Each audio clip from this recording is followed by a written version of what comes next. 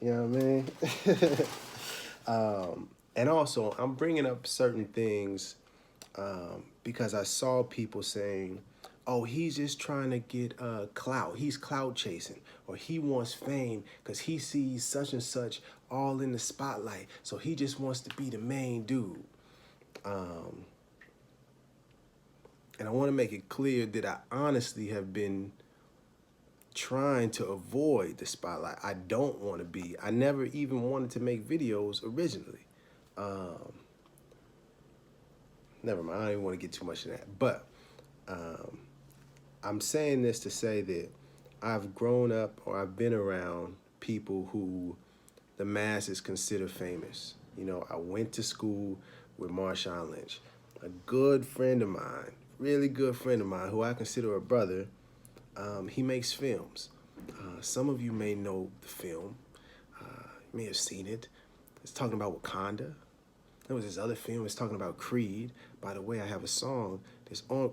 See, that's the ego. See, let me check myself. Um, all right, here we go. Let's try this one more time. Keep your ego out of it, Rami. Keep your ego out of it. Um,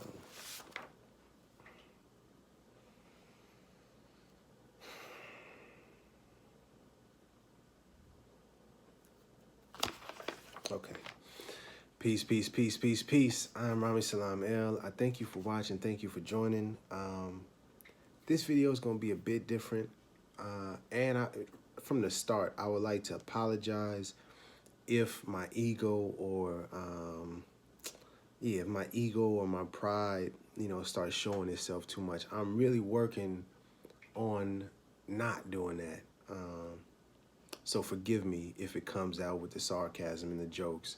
I'm doing my best. I will do my best to do this with love. That being said, I wanted to read something because I'm going to go about this a different way, but we got to start it off with what the prophet brought. So I'm going to read this section, then I'm going to get into some stuff about myself, and then we'll get into the topic of the video. This rite of cleansing and this temple are but symbolic of the soul, which does not come with outward show, but is the temple within. Now you may never point the way and tell the multitudes to do what you have never done, but you must go before and show the way. That was chapter 4, lines 22 and 23. The Quran, let's put that right there. We're coming back to it. Okay. You can't point your finger and tell people what to do. You got to go before them and show the way. Kept reading that over and over and over. And I've been avoiding and trying to make excuses for it. But, last night, couple days, I really made a decision that now is the time for me to officially and properly start the subordinate temple out here in the Bay Area, the subordinate temple of the Moorish Temple of America, that is, so that I can lead the way. I won't just be talking and pointing my fingers like the sign, but I'll be walking the walk.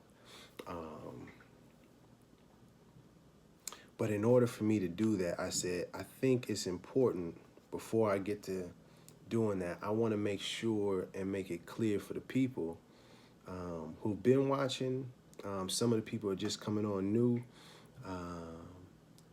to make it clear who I am, and my journey into this, into Moorish science, to the Moorish Divine and National Movement, how I came to know Noble Dry Lee, so that it'll be clear, so that it won't be some mysterious guy from YouTube. You can understand, oh, this is how it happened for him. All right, so, and again, I'm working on my pride and my ego. So if you see it, coming out a little bit, I'm gonna do my best to check myself. Please forgive me. Yeah, okay. So, it's kind of weird trying to talk about myself. I was born and raised in Oakland, Oakland, California territory, United States of America, North America, West Coast, Bay Area. I went to school at Oakland Tech, played football, played with who would become to be one of the greatest running backs of all time, and I knew it back then. You know him, Beast Mode, Marshawn Lynch. Yes, I taught him everything he knows. He probably won't tell you that, but it's cool though. You know what I mean? It's cool though. I played football there, got a scholarship to play football at St. Mary's College in Moraga. Studied communication there. Started doing music. Started working. Had a child. Got a wife. Graduated around 2009, 8-ish, 9-ish was when the Great Recession, hit. Occupy Oakland, Occupy Wall Street started happening. Well, actually, I'm getting too far ahead. Let me scroll back a little bit so I can verify some stuff. Just so you. Oh, that's me right there. Read this article.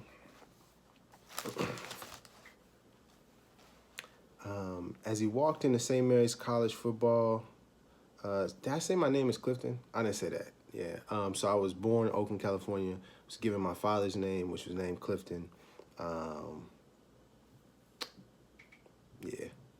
It's about to just got a sister, younger sister. Yeah.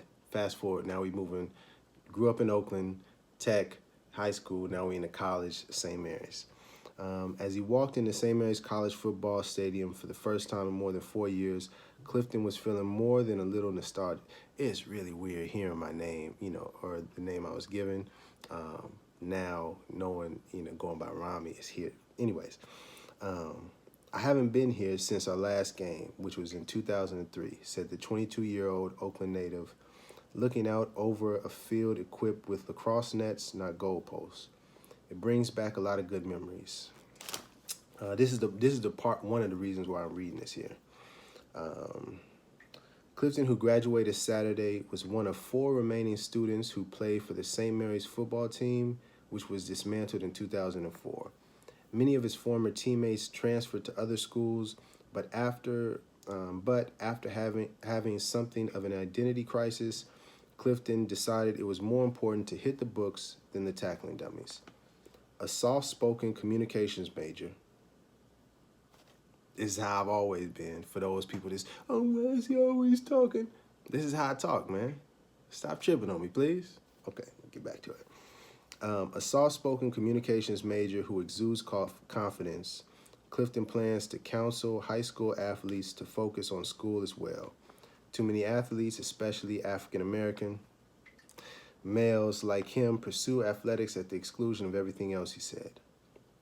The percentage and statistics of making it to the pro level in sports are slim to none, said Clifton, who lives in Concord with his wife and 2-year-old daughter. You have to be realistic. And then I wanted to just read the last little bit of it, I think. Yes. So I don't even feel like reading the rest of the article. Well, I'll read this part. Clifton, who played on Oakland Technical High School's defensive line, was good at that level, but he had no illusions. With a 3.6 grade point average in high school, he said he didn't even think about an athletic scholarship when he applied to St. Mary's. And that's because my father graduated from the paralegal program at St. Mary's. So that was the whole reason I even applied to it in the first place.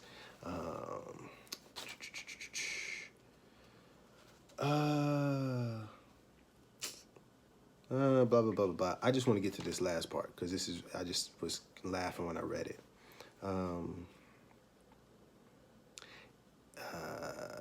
Although he has a career blueprint in mind, Clifton's plans are still somewhat vague. While he wants to become a counselor, he doesn't know when that's going to happen, and he also plans to work on a master's degree at some point. His wife also wants to go back to school, so it may take some time for Clifton's academic career to continue. but he seems content to be a father for now, bachelor's degree in hand. Had football not been canceled, it would have been difficult to raise my daughter, he said. I'm a big believer in karma and things working out, even if you can't see it right away. Boy, that Clifton dude was something, I tell you. So I wanted to read that, and I also, this is right here, and this is the front cover is kind of nasty looking. An eye for an eye makes the town go blind. Violence and its effects on young African American men. This is my senior thesis, and I just wanted to read you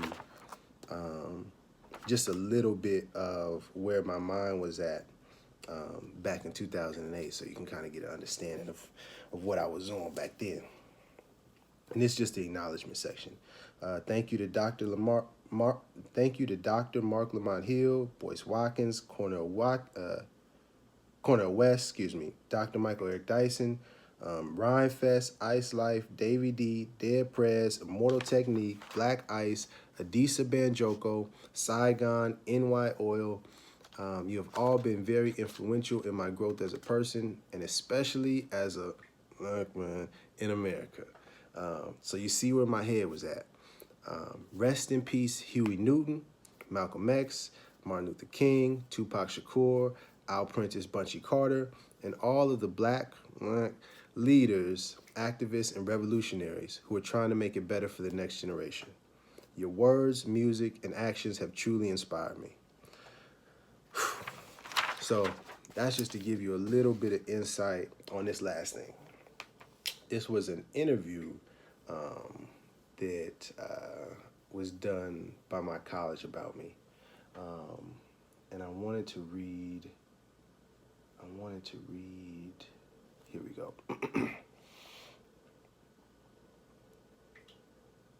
Other than music, what is your life about? Before music and anything else, I'm a father and a husband, and then a godfather, uncle, brother, son.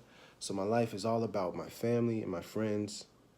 I would like to think that I'm a good, caring, honest person, but describing myself is always weird because I'm kind of biased. Part of who I am definitely came from SMC, St. Mary's, because that was my place of learning for 4 years as I made the transition from a young teen to a man.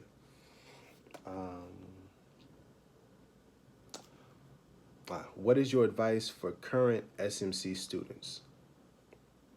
Make as many connections and experiences outside of the classroom as possible because essays and seminar readings are only half of the education. Follow your dreams, and if you're going to drink underage or not, do not drive. It's never okay. Anything else? Treat everyone as your brother or sister because we're all connected. Peace and love. Yo, man, this old dude, this dude Clifton, man, he was alright, man. He wasn't half bad, man. Alright, so let's just refer to my notes 1 second. I got the school, got the newspaper, boom, boom, boom. Okay, yeah, right. So that's to kind of give you a backstory where I came from, my upbringing, what I was about. This was 2008-ish, 2007, 6, around there. The Great Recession hit in 2008, 2009. Occupy Wall Street. That movement started around 2009, 10-ish. Occupy Oakland was getting real active out here. Well, actually, excuse me, taking a step back, Oscar Grant. That was the first thing that really sparked it off for me and just getting me more active and into the streets and wanting to do things. From there, went to Occupy Wall Street, and I used to go out. I used to go out all the time to downtown, to the City Hall area, where it's called Oscar Grant Plaza, and I would just walk around and talk to people and listen. And that was important for me at that time because I was really challenging my own self to to stop thinking I knew everything, because I was hearing so many things and so much information I never heard before. I said, all right, obviously I don't know what's going on, so I need to be a student and learn. And so that's what I did. I go around, I'm listening to this and learning about Palestine and learning about, the water wars, and I'm learning all sorts of stuff that's going on. While I'm standing outside, one day, a guy comes up to me and he says, I'm a Freemason, shows me his ID and a bunch of little things to like validate he was a Freemason, a badge, a ring, something else. And he was showing me some sort of science on the building, this is that and this and that. And I was like, but I heard about Freemasonry before, so it wasn't anything that was just like, oh my goodness. And then he said, wait a minute, have you ever heard about the black people that was ruling Europe, the Moors? And I was like, nah, what is that? Now, mind you, this is like late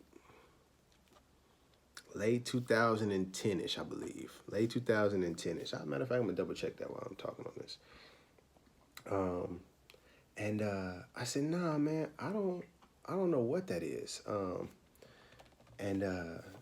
He said, yeah, man, black people was ruling Europe for 800 years and over in Spain.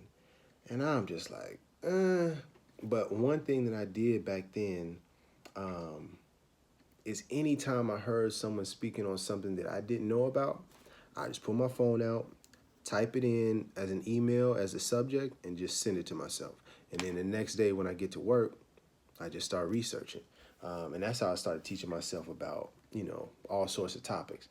I'm trying to find the email, see if I can see the original email from Dude right now. Let's see. Yeah, 1 second.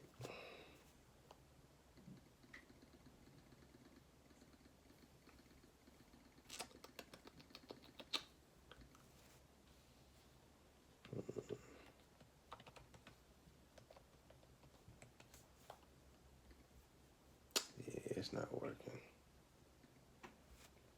Okay. Boom.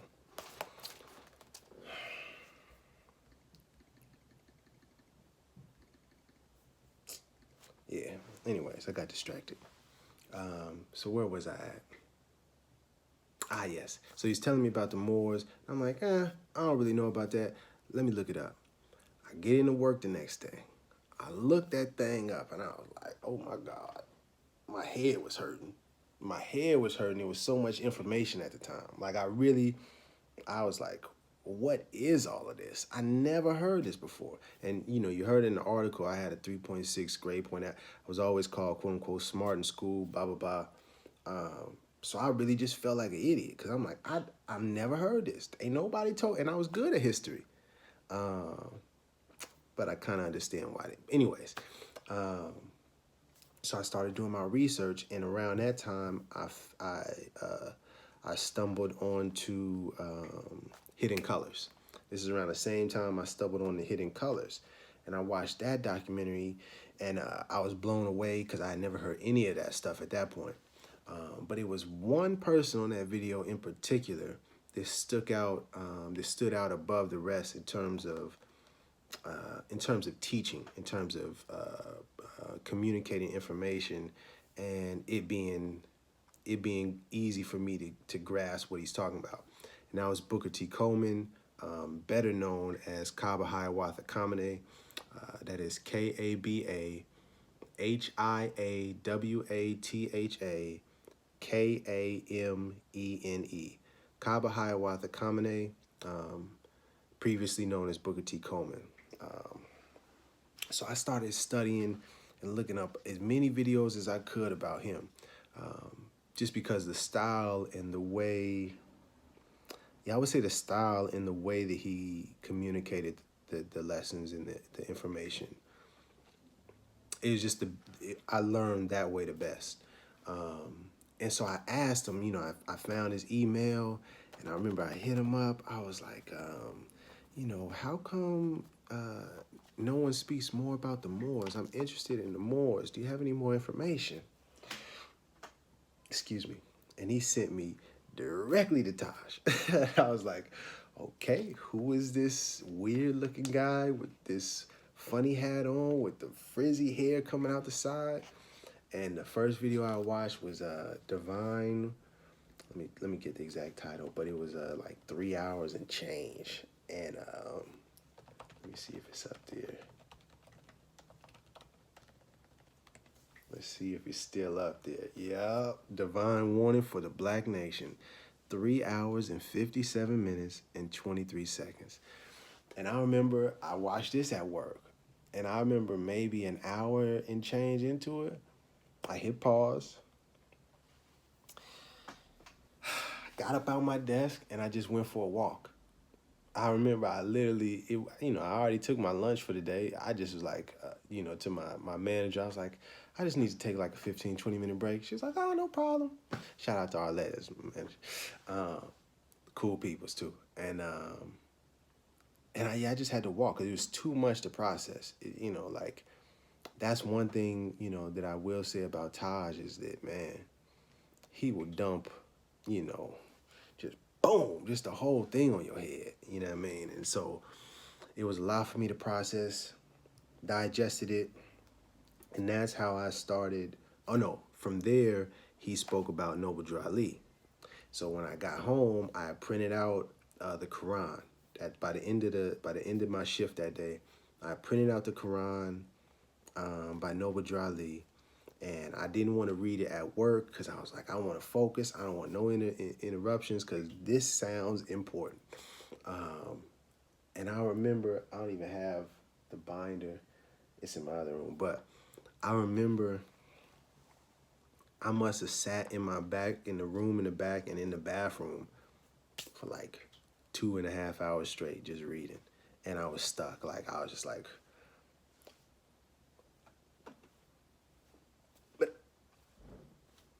you know what I mean? So I say all that to say that was my process. And once I learned about Noble Drew Ali, then we was off to the races. Then I was like, let's go with it. But that was my process into getting into the science.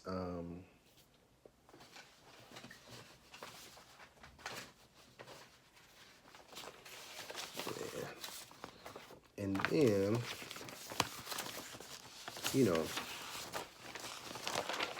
Noble Drew Ali, as some know, I should probably right now, it's a good idea to explain who Noble Drew Ali is if you don't know. I would advise, and if you heard any of this so far, or anything that you do here, look up the information, especially as it pertains to Noble Drew Ali, any instructions or teachings, look it up for yourself so you can verify for yourself that that's what's being said. And look up the history of Noble Drew Ali because it's a very, very special person, man. Let me get this together. Okay, so this is when I was heavy in my activity game. I'm trying to zoom in for you like that, dear. I was making flyers and I was posting them up. Who am I? Right? And I'll read the flyer for you. Who am I? I was born in North Carolina Territory in 1886. I am respected as one of the greatest revolutionary leaders to walk this earth. I am known as a universal prophet, much like Jesus, Muhammad, Confucius, and Buddha. What did I do to deserve the title of a great revolutionary and universal prophet? I taught the so-called blacks, African Americans, Latinos, Hispanics, all people of color in North America the truth about their nationality and birthrights, that our nationality is Moorish American. To find out who I am, why we are Moorish Americans, and more, please contact iamhhtipple.org. Yeah, so I was heavy in my activity game. Let's see what else you got here. I'll explain to you in 1 second. But Noble Drew Ali,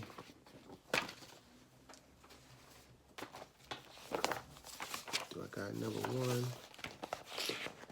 Oh, I thought I had number 1 with me. There we go. There we go. This is a picture of Noble Drew Ali. He was a man who was born, as I said, in North Carolina, 1886. He came to teach the so-called Negroes, blacks, and colors that we are not that, that our true identity is Moors, and our nationality is Moorish American.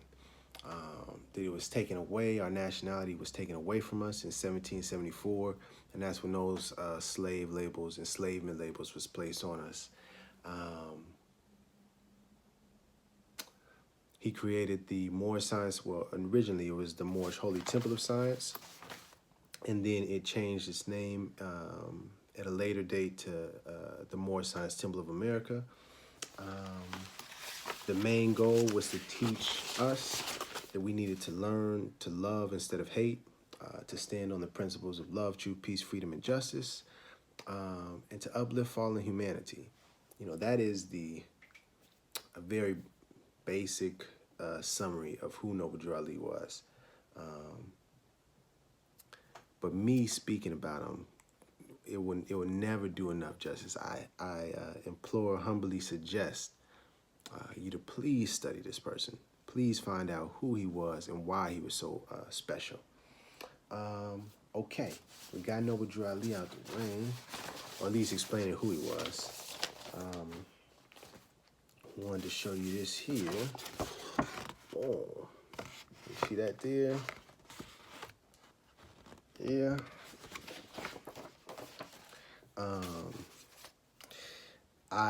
I said, man, I really want to get active when I found out all about this information. So I said, man, where's the temple at? And I was looking here in the Bay Area, couldn't find anything. And then I was looking back, I was trying to email people, call people, couldn't get anybody. And then I was able to sign up and become a member of this one temple. And this was in June 30th, 2014. Huh. That's interesting. I totally forgot about the day. And that was my process, growing up and I would say transitioning from, this kind of black revolutionary mindset to understanding who Noble Drew Ali is and there were Moors. And this was all happening 2011, 12-ish. 2011, 12-ish. Yes, actually now I remember the date. When I met the dude, the Freemason guy, it was October 2011. Yes, I remember that because the next year, that's what made me really get into the studies because that was the whole 2012 thing. It was supposed to end by December, so I was like, man, I need to figure this out in about a year. But anyways, the world didn't, blow up at December 21st, 2012. And so after then, it was like, okay, but this stuff is still real, so I need to figure something. I need to figure this out. And man, I was, at that time, I was very aggressive. Yeah, let me not even sugarcoat. I was aggressive with this information. Any conversation, I was on that whole, oh, we're not black, always trying to correct people. Any topic, anything with discussion, I'm bringing this thing right back around to Noble Drew Ali and Moors, and I was just doing too much, and my friends and my family, they started to shun me because of it, because I was just too aggressive, and I was just too overbearing, you know what I mean, and too pushy, and the information was too much. So they started pushing me away and, saying you're tripping, or you crazy, that's that YouTube stuff, or you joining a cult, the whole nine. Around this time, I'm also, no one else knows it, but I'm also communicating with Malcolm Shabazz, which was Malcolm X's grandson. And I'm learning some things from him. I'm finding out that he didn't kill his grandmother, and that's a whole nother issue. But I'm just realizing, oh wow, this brother is a lot like Malcolm, and he's out here doing the same things, and so it's a lot going on, and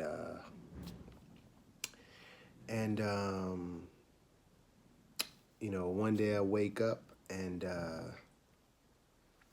find out that he was assassinated or murdered, um, and that really messed me up. And I didn't really talk to my friends or family about it, which I should have, because I didn't know, I wasn't aware of how depressed and just messed up, by the idea of someone that you knew that you was just talking to the day before being murdered. You know what I mean? And anyways, I ended up going to his funeral. He had funeral services out here in Oakland. And when I was there, and I went by myself, when I was there, it was Moors, it was Muftis, there was the security for the funeral services, and they had the black fezzes, and the person that was hosting, forgive me, I don't know the brother's name, but he was saying more casually, the same way we say black people, my Moorish people, and he making jokes, and my head is so messed up because up until that point, I'd only seen and heard about this online. So none of my friends and family even knew about. Nobody was talking about Moorish anything around me. So seeing that in the funeral, it just really was like, what's going on? Is this a game? Is this a sign saying you're on the right path? Keep going. It's like it was just really confusing. But in that, I really began to kind of get down on myself and feel like I wasn't doing enough. I felt like I was fortunate and blessed to grow up with two parents and, a pretty nice neighborhood. And, I had, these amazing things happen in life, and I got to travel here and there. And I said, man, maybe I'm too comfortable. Maybe I really have to sacrifice some things. And, that spiraled and got into a dangerous space where I felt that if sacrificing my life was worth my families and friends understanding the importance of this information, then it was worth the sacrifice. So one day in like Mayish, I believe, the dates is I don't really like thinking about it too much, but like May, June-ish 2013, I just bounced to Egypt. My whole plan, at the job I was working at this pharmaceutical company, and I had my own corporate card, and, so I bought the ticket, and, like 4 in the morning, packed a bag with like a bunch of Moorish documents and the Quran and the Bible, and bounced, and created this elaborate lie so that my family and friends, nobody knew where I was at, and I turned my phone off, and I went through a whole lot, and man, I'm not gonna lie to you, I didn't want to get into the specifics of this part of the story, but I kind of feel it's important so that you truly understand why I am the way I am. So boom, I bounced to Egypt. On my way out there, I'm in Germany, Frankfurt. That you got to change planes or whatever. I'm on the internet, and I see it's an African brother who's struggling to get on the computer. You got to log in, use this code from the receipt, and he doesn't know what's going on. So I kind of see what's going on. I go over there and I help him, and I, give him a couple of receipts because I figured out, every receipt gives you a free hour of internet. And I had to sleep in the airport because I didn't want to use my ATM or debit card so that anyone would know where I was at. Anyways, so I'm just in the airport chilling. My man needs help. I help him. Then I go back to doing my thing.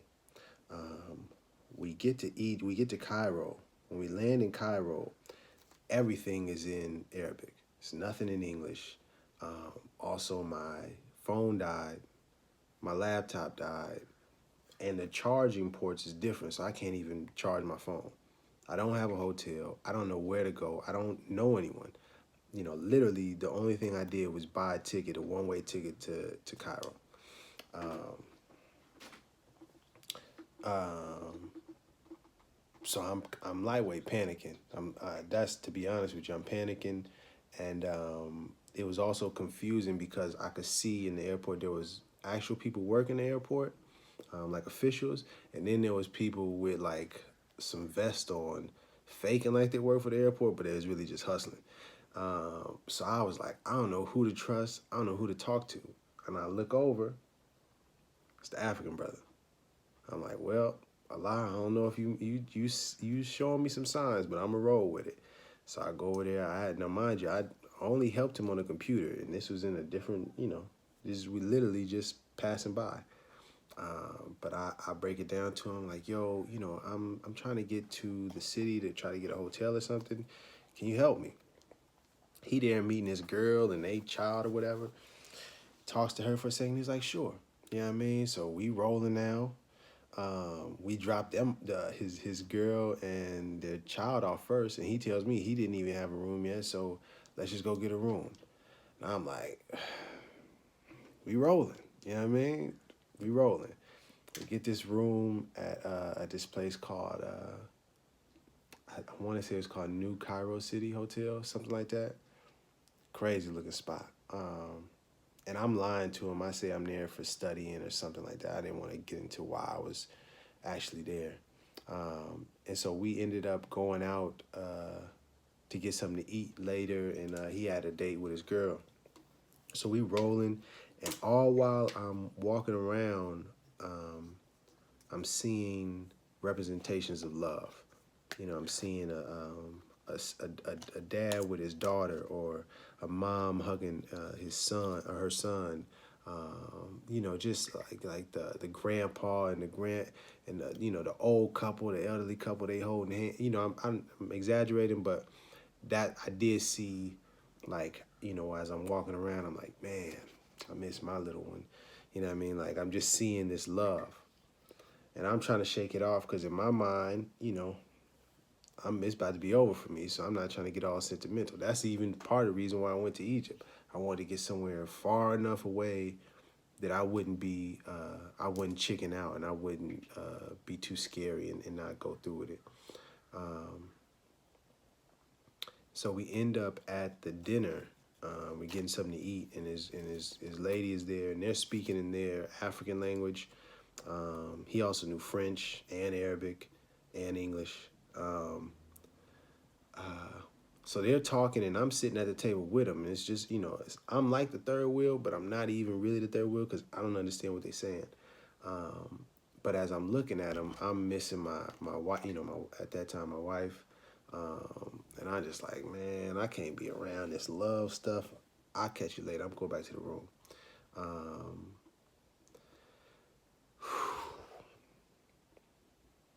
So when I got to the room, it's like 3-something in the morning. And I said, well, you may as well try to figure out if this is high enough, or maybe you can look for like some roof access, et cetera, et cetera. It's just rough even talking about it now. And so I go outside and, look over. And in that moment of me looking over, the best way I explain it is that Allah communicated to me that I have two options. I can go do what I want, but it's not going to work out. Your friends and family, they not going to all of a sudden start calling themselves Moors and Moorish Americans and, respecting Noble Drew Ali, and it's not going to wake up the world, and it's not going to happen the way you think it is, little fella. But God was like, it's this other option here. It's this option that's always been around. You always have been given love by your parents, and you got some friends that really love you. You got your daughter that really loves you. Even when you went to Egypt, you try to get away from it. Here it is, right in your face. You can't ignore this love. It's right here. You know it. I know it. You know, this is what is being communicated to me. And basically, that if I walk with love, everything will work out the way it's supposed to work out.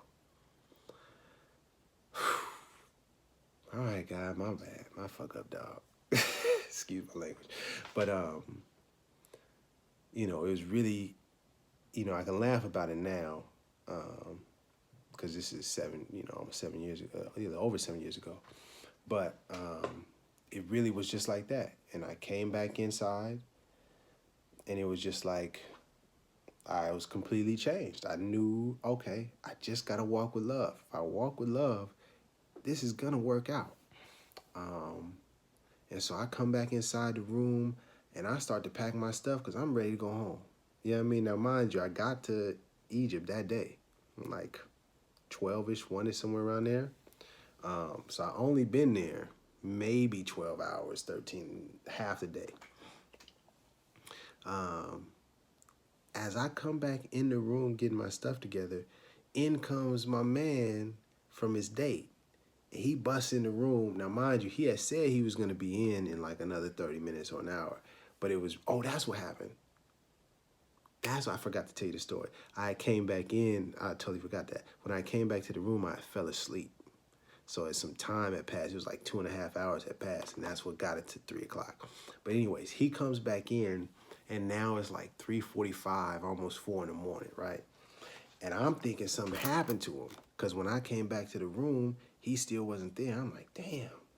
You know, and I'm in a whole new place, so I don't know what happened to my man.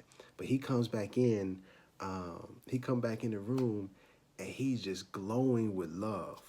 And he's like, oh, my brother, I'm sorry it took so long. I love my girlfriend so much. I think I might marry her. He is just going with love. Like, he doesn't know anything about what just happened with me, that I was just outside. None of that whatsoever. Doesn't even know the real reason I'm in Egypt, because I lied and said I was a student. And so when that happens, I'm like, okay, God, I got it. I got it. Love, I get you. So he's like, okay, brother, I'm gonna go to sleep. So he goes to sleep, and once he goes to sleep, that's when I bounce and I leave a little money there to pay for my room, or my portion of the room, and I just bounce. It's like four something in the morning, and I don't know how to get to the airport. I just know it's in that direction. So I said, I'm finna get to walking. I take maybe 5 steps outside the little hotel thing, right on into the streets. Nobody else out on the streets, nowhere. Car comes around, pulls up right in front of me. And mind you, I'm in Egypt where everything was Arabic, everybody's speaking Arabic. He pulls up, hey brother, you need a ride? What's going on? Okay, is this the Truman Show? What's going on? That's how I felt. Turns out the brother was from Egypt and then moved to New York, I think in Harlem, and was living out in Harlem for like 10 years or something like that. Kind of got into some trouble, and he was like, man, it's not worth it here in the U.S. I'm going back home to live. And that's why he came back to Egypt. But as he, I'm like, where are you? Because he spoke English. I'm like, where are you from? As I'm getting in the car. And he says, he may have said Brooklyn or Harlem, one of the two. But he notices my shirt. I got Nas, Life is Good. Well, I ain't got the thing over here. But I got Nas, Life is Good, this Life is Good shirt on. He's like, Nas, oh, brother, come sit in the front. We're family. We sit in the front. So now we slide into the airport. It's like 5 in the morning. And he's just building with me. And he's just dropping jewels about what's going on in the country. Now, and also, I didn't tell you this at the time, but where I was, where the hotel was approximately like a 5-minute walk from Tahrir Square, and literally maybe a week later after I left, that's when the uprising happens. If anybody's familiar with Egypt, Tahrir Square, and the Arab Springs, if you looked at it, I believe that's what it's called. Yeah, yeah. So it was the first one. Yeah, Arab Springs. Anyways, as we're driving to the airport, he dropped some jewels on me, and when I get there, I'm racing through the airport because I'm ready to get back home, see my loved ones and all of this. As I'm going through the airport, a dude yells out, "Hey yo!" Excuse me. I look over, it's a brother with cornrows and a fitted. I'm like, who are you? And he's like, "Hey, brother, are you Hebrew?" And I was like, whoa. But boom, he seen that. He seen that as I'm running. And I was like, yeah. He's like, come over. You got to tell me what you're doing here. So I break the whole story down to him in a much more condensed version. And that, now I understand I got to move with love. And so, I'm headed to go back home. I don't know why I was sharing. I mean, I literally was telling them everything. My man starts kind of tearing up, breaking down, crying. And he was like, "Man, I'm so happy that you didn't go through with that." You know what I mean? He was like, "Man, you're like a messenger or a prophet or something." And that shook me up so much, not because, I wanted to be like, "Yeah, I'm a prophet too," but it was that I had been desperately, I'm talking begging my family and friends, offering to pay them money to watch, this YouTube clip or that, doing everything I could to get the people that know me the best to listen to what I'm saying, and they wasn't trying to hear it. And I'm all the way in a whole different country. It's a person that just met me, literally just met me. And within a 5-minute conversation, he acknowledged, it felt like, okay, somebody sees me. And man, one time for my man, Yo Time, if you ever see this, you know, that was really helpful for me, to assure me that I wasn't crazy. Because when I first was getting into this, man, it was just like, maybe I am the one tripping. You know what I mean? Maybe this dude, Noble Drew Ali, isn't right and exact, because nobody I know is speaking about it. Nobody I know thinks it's right or thinks it's real or anything. Am I tripping? Nah. And if you watching this thinking, you not tripping. But anyways, Bill with him, turns out he was from, I want to say St. Louis, got into some issues with gang stuff, moved to Israel, Palestine, Israel, and took that mentality there, got into trouble, and he was like, you know what? And he corrected his ways, and he was like, I got to go back home and to teach the brothers over, where he was from. They were Hebrews, and so that was the wave he was on. So it just was like us meeting up together like that was so crazy, because he literally was on his way back from Israel and just had stopped in Cairo.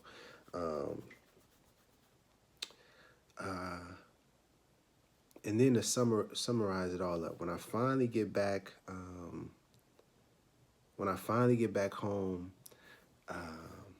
and I'm driving home with my wife at the time. We pull up to this light, and it's a brother asking for change, right? And I'm like, yeah, I got something for you. Shoot him the dollar. And as he's walking away, backtrack. One of the most important jewels that Yo Tom dropped on me, he was like, brother, what you're doing is important, but you just got one thing messed up. You trying to do God's job. You trying to change everything like that. You ain't got that power. He said, you just got to take your time. Start small and it'll grow big. And I've heard that many and many a times. You know what I mean? Just be patient. Take your time. Start small. Start slow. And it's gonna grow. And I didn't like the patience. I didn't want to hear that. I was, when I found out of this information, boom, I had this going. Where we at with it? You know what I'm saying? This was the newsletter that I was sending out. Got these printed up. And this is that good paper too. You know what I'm talking about? This ain't no cheap paper. This that real wax. You see the shine. You see the shine on that thing. But I had in color too. You know what I'm talking about? I really gone in because I was like, man, let's get it going. Let's get it active. You know what I'm saying? When I was really pushing my line. And I was not satisfied. Oh, and I wanted to bring that up too. I was not satisfied with the actions and the activity that was happening with what I seen going on. So I was like, man, I'm finna just make it happen on my own. I can't wait because I'm trying to get us free. I'm tired of us being slaves. And so a part of that was I even made these. Yeah. Boom. Okay. And I'm showing these to you. If you've been following me long enough, you may have seen these long time ago. And I said, man, I was considering not showing these, but I wanted to tell you this point, is that I learned, and I'm thankful, forever grateful to my, to my ex, that I listened. Because when I was, all gung-ho and let's get to it. I put this one on the car, right? I put this one on the car, on the front. Still had other. But anyways, I remember I was driving and I pulled up and my lady, she was looking like, and, I'm thankful because she spoke up. She was like, I understand this is important to you and all of that, but I don't really feel comfortable with driving around with this on the car. And at first I'm like, you don't understand though, because see, you got to study the laws and you don't know because see, and I did this stuff and I got this paperwork and she was like, I just don't feel safe. And at the time it was really frustrating because I thought I knew, but I said, you know what? I'm a father, I'm a husband, I got a role to protect my family. Even though my lady at the ex, she's not on this information and she really don't know, I need to take how she's feeling into consideration. She doesn't feel safe. I need to take a step back and figure out everything so that I can present this to her in a way that she will feel safe. And then we can move forward. And so I took these plates off. And if you look into the history of my videos, you don't ever really hear me talking about the quote-unquote right to travel like that, or really laws too much in general. Because we are not doing it, that's incorrect. Let me not even say we're doing it the right way. That is incorrect. So I want to bring this on here to be an example that it's okay to be in error. It's okay, okay? It's okay. We sometimes make mistakes, and that's okay. All right, man, just let it go.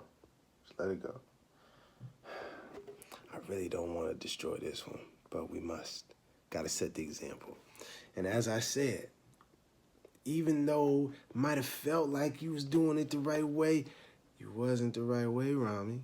And I knew that inside, because if I was going about this the right way, my wife, my ex, she wouldn't be feeling insecure.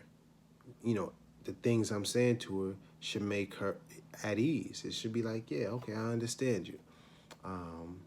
And so because she did not feel safe, and because I didn't want to put my family and children or myself in danger, I took these off and fell back until I could figure out the way that worked, or the correct way, the lawful way, not the way that worked, the lawful way, the way that Noble Drew Ali taught us.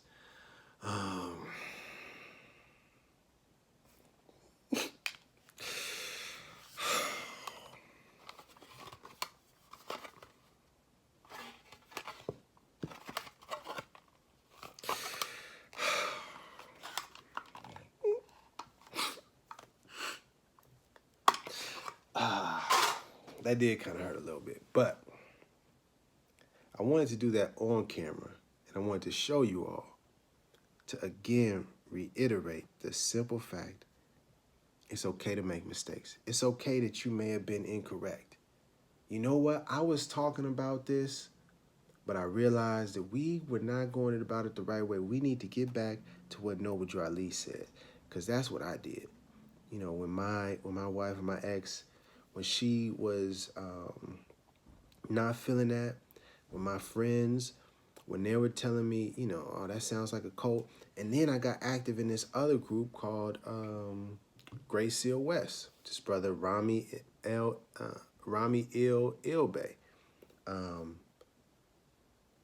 It was questions I had when I was with that group, and I wasn't confident enough to really vocalize it publicly. But internally, I was like, man, it's too much unsure vagueness. It's like, it's details that get a little hazy. It's not clear.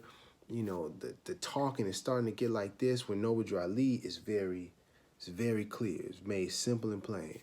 So I said, you know what? And this is getting back to, the lessons that I learned from going to Egypt. When I came back, I took in what Yotam had taught me, or said, about taking my time, being patient. See, back then when I was young, I was anxious, ready to go. I said, oh, you know what? Let's take a step back. Let's figure out, what did Noble Drew Ali say exactly? Let's go through all the literature again one more time. Let's figure out what's going on. And so that's what I did. I said, you know what? Let's get back into the literature. Let's get to the studying. And then you'll find a way. Because Noble Drew Ali made it clear.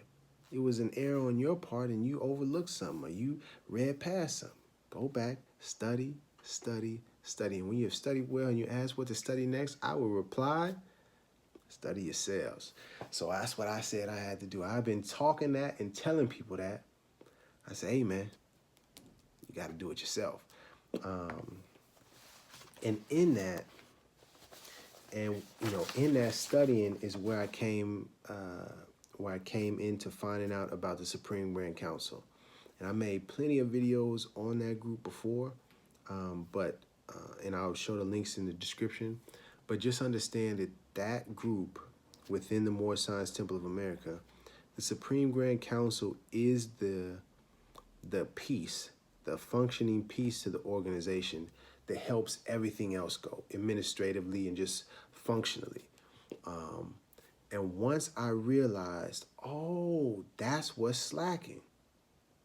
We don't have the members of the Supreme Grand Council. And because we don't have the members, we can't get clarification on anything.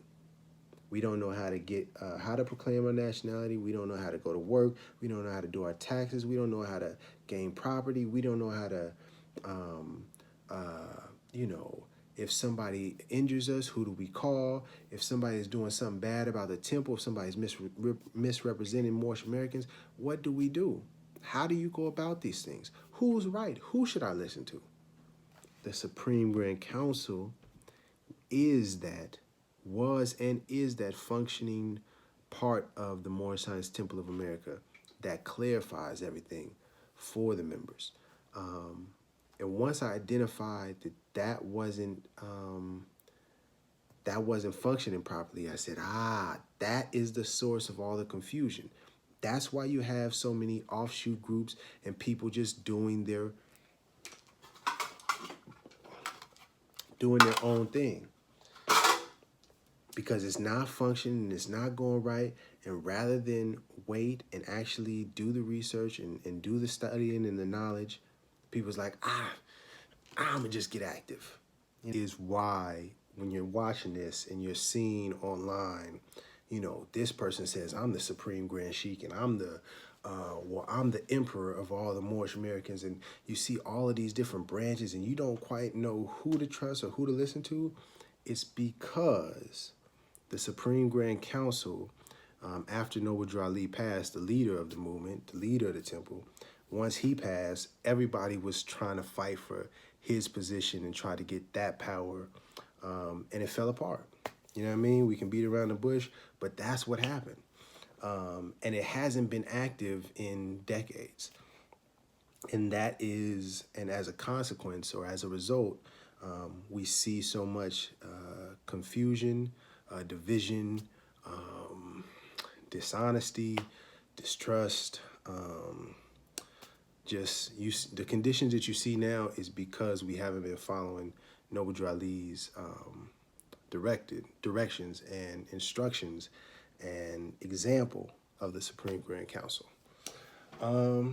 So for me, and for me especially, because at this point in time, this was like around, matter of fact, let me look up the video so I can give you a good time. I want to say this was around 2015, 2016-ish. But I had begun being more active with the Great Seal West group, and we were, in my mind, I thought we were working to follow in Noble Drew Ali's footsteps, but just set up the territory out here. But the further along I got into it, the more it seemed to get away from Noble Drew Ali. And I've been doing some things with the Canaan Land Moors. I had something in the paper with Abdullah Talib Mosey Bey. So I was active, like really, really active. So much so that it cost, I sacrificed a lot of things with my family. And anyways, because of that, I said, I needed to figure out a way to address this Supreme Grand Council issue where it would be fair and not biased to anybody I was connected with, because I was asking all the people I was working with, and nobody wanted to speak on it. Not Cujo, not Ramiel Ilbay, not nobody. And so what I did, I'm just trying to get the date on it right now. So if you just go to YouTube, excuse me, if you go to YouTube and you just search up Supreme Grand Council, I had a link in the thing below.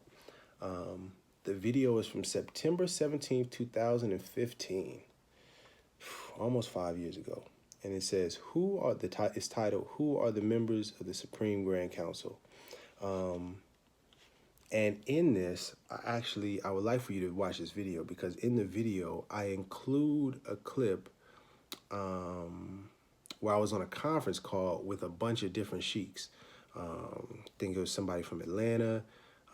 Cujo was on the call, so Canada was there. It was a bunch of people. And I posed the Supreme Grand Council question.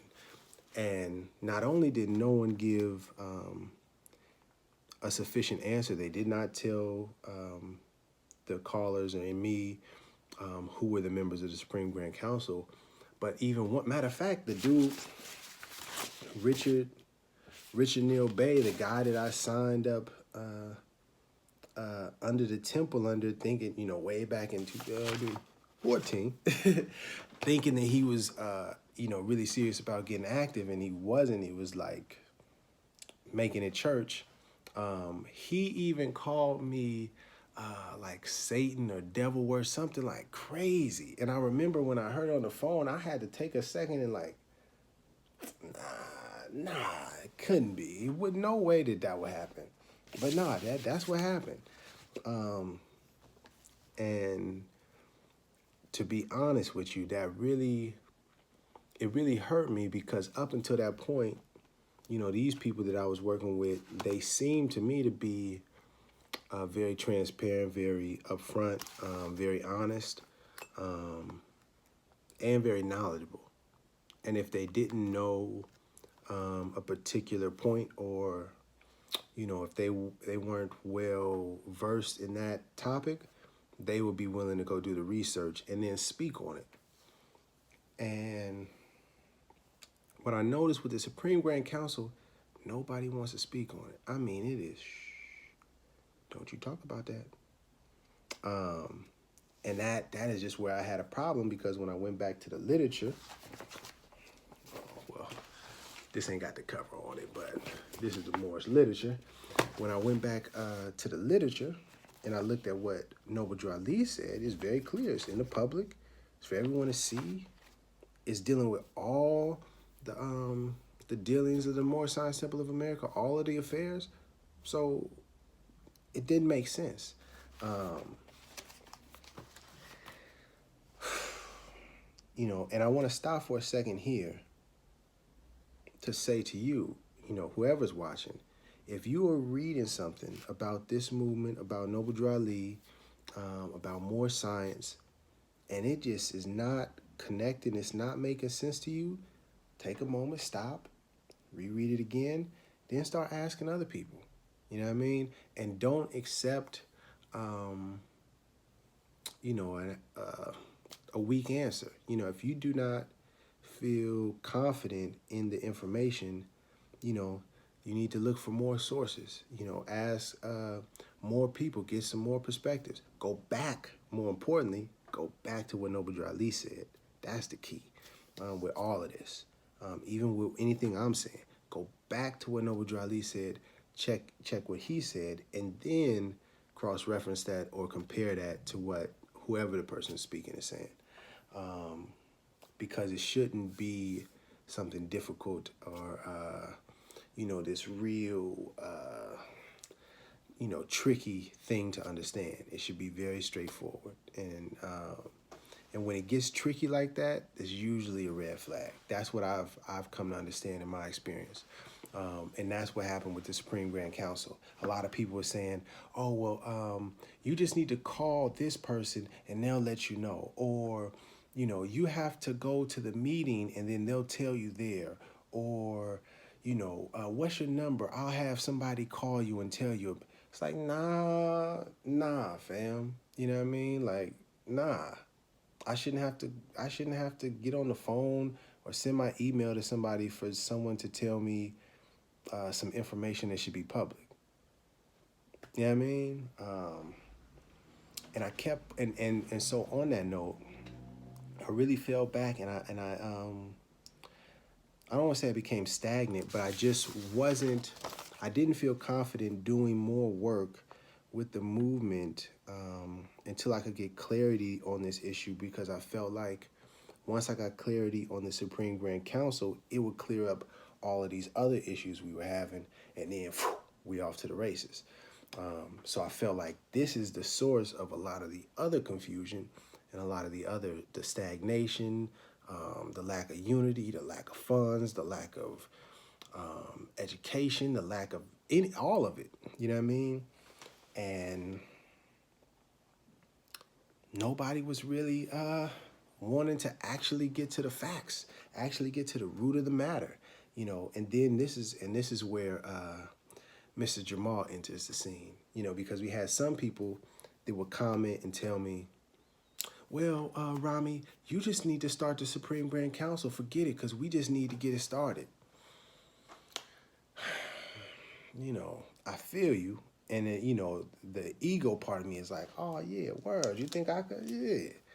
But the truth is, though, see, we can't get that ego up out of there. The truth, though, what did Noble Drew Ali say? It was a process. It was a real process where everyone was included, informed what was going on. So I said, well, first, I feel like that's the key. First, we need to understand fully, and when I say we, I'm talking all Moorish Americans. We need to understand fully what the Supreme Grand Council is, what are its functions and responsibilities. That should be first, and everybody should know about this because it affects everybody.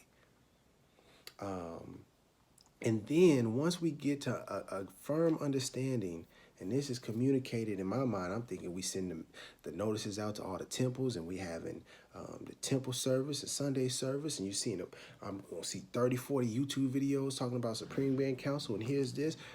I didn't see nothing. And if you look, you'll see it's very little, there's very few videos of Moors speaking on Supreme Grand Council, at least in 2020.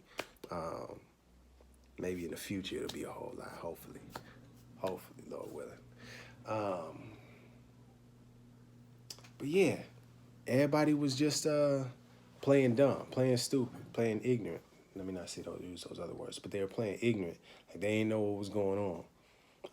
And that frustrated me, so I kind of took a step back from everybody to get a better understanding of what was going on, because even the people that I thought that were supposed to be knowledgeable, that was in this, years before me, even they were silent on this. And I'm like, but it says it in the literature.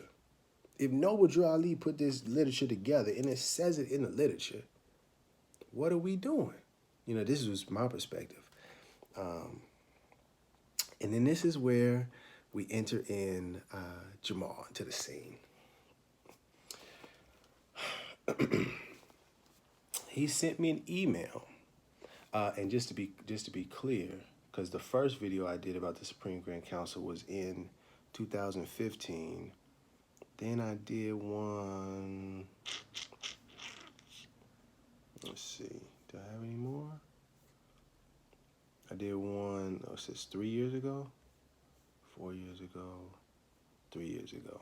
I did one called "Why Moors/Moorish Americans Need the Supreme Grand Council," and that was October 9th, 2016. So I did one in 2015, then I did one in 2016,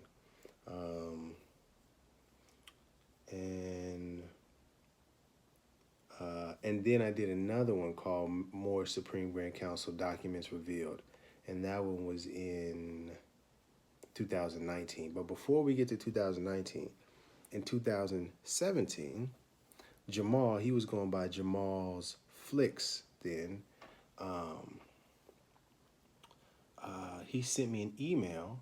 It says, "Peace, Islam, Al-Qune, A-Q-U-E-N-E. I'm not sure how you pronounce that. Let me know what you think and or if this is in any relation to the direction you had in mind. Respectfully sent, Jamal Talib Abdullah, Squirrelfoot Bay." And he sent me a 2-page document. I'll read the whole document, and then I'll also put a link so that you can see it for yourself as well. I'll just read from the very top. "The 7 Eyes of Allah, the Supreme Grand Council. In quotations, we Moors must maintain a grand treasurer, just as in the days of our forefathers. Then you are a nation. Until then, you are nothing. El-Hajj Sharif Abdul Ali." Prophet Noble Drew Ali, the second quote, "Prophet Noble Drew Ali knows the people within his ranks who are interested. They are the vanguard of the movement as the Moorish hordes increase here in America. All of the Moors are active, not passive." And then it gets into the meat of the document. "In attempts to continue on with the movement principles of this beloved Moorish divine and national movement, it has come to the attention of most, if not all, active Moors, that there is no active Supreme Grand Council. This is an issue of the utmost importance." Now, this is coming from Jamal again. Jamal Flicks now, Jamal Abdullah Talib Bey. "It has come to the attention to most, if not all, active Moors that there is no active Supreme Grand Council. This is an issue of the utmost importance, founded by our Holy Prophet El-Hajj Sharif Abdul Ali, for the continued administration of the movement and temples, 7 men exclusively chosen by the Prophet, tried and true, and accepted by the grand body were to be the official, quote unquote, Congress of the nation. So what Jamal said was of the utmost importance, the Supreme Grand Council, that it is, they will be, quote unquote, the Congress of our nation. I just want to make sure we understand the importance of the Supreme Grand Council, and that Jamal was aware of its importance in 2017. Let me continue. And this doesn't just apply to Jamal also. I'm using him as an example, but Moorish Americans, I want you to really understand and that we need to apply this fairly across the board, because everyone was notified. You know, I sent this to all the, at least as many of the temple emails and contacts that I could find available.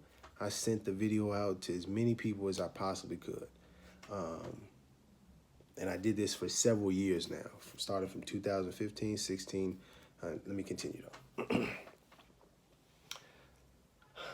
The grand body were to be the official Congress of the nation, charged with regulating the affairs and properties of the MST of A, as well as being the sole judge of what constitutes conduct as it relates to the movement in temples, to be the sole judge and interpreters as to what documents or actions align with the prophet and movement. They are to be the mediators on issues of controversies between temples and members. The Supreme Grand Council is to be the mediators on issues of controversies between temples and members. Controversies like, should we be promoting more science or promoting our movement with guns to the public? Because I believe that's a danger to our nation.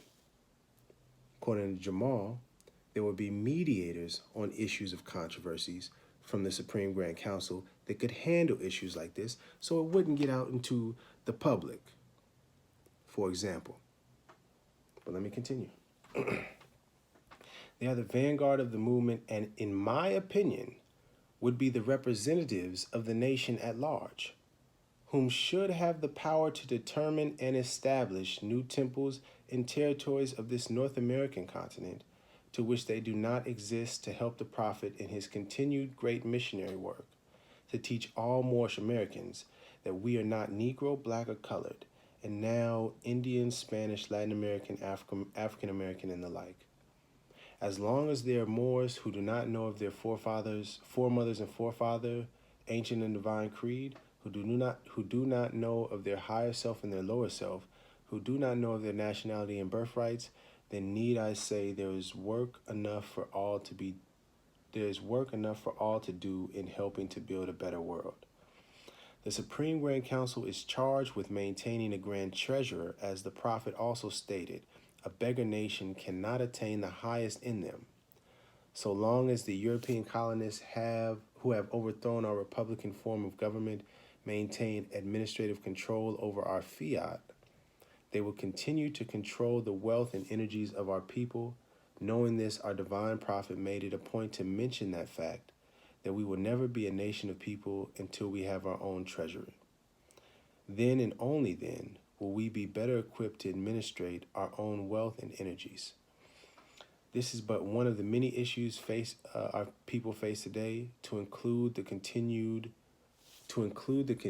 police terrorism within our communities of denationalized Moors who do not have their own sheriffs within their territories to combat this type of abuse, from the theft of their private properties to imprisonment for non-violent crimes such as possession of medicinal plants and the like.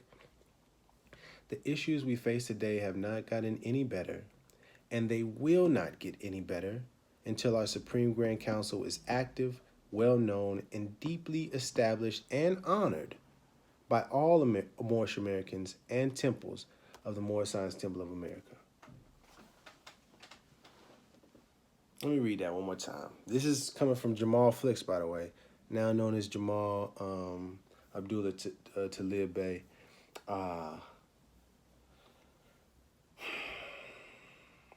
The issues we face today have not gotten any better, and they will not get any better until our Supreme Grand Council is active and well known and deeply established and honored by all Moorish Americans and temples of the Moorish Science Temple of America.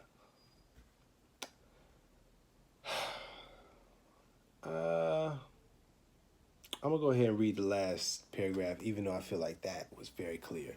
But let me read the last paragraph.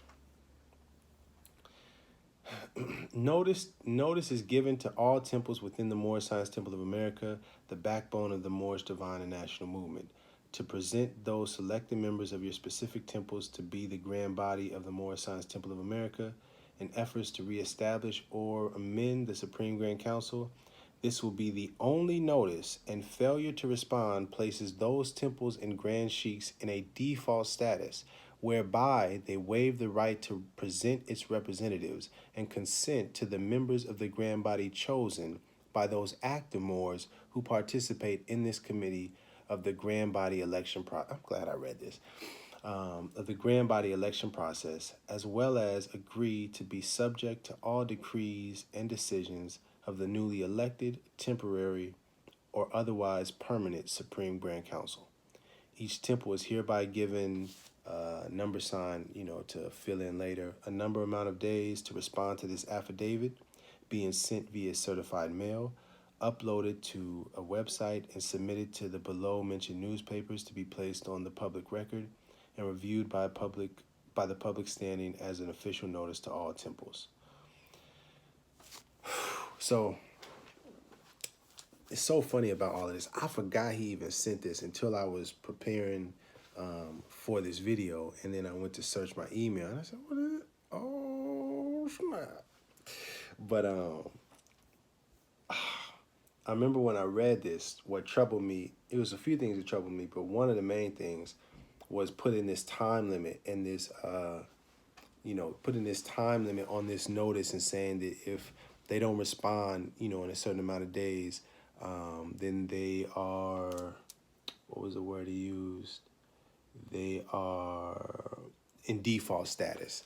Yeah, if you failure to respond, places the temples and grand sheiks in default status, and whereby they waive their right to present its representatives. I was like, that doesn't sound good. That sounds like, to me, now this is my opinion, when I read this, my opinion was, this sounds like a slick way to kind of try to take over the movement. Like, hey, we sent out notices, nobody responded, and we put it was a failure, so and we make our choices, and now we running it.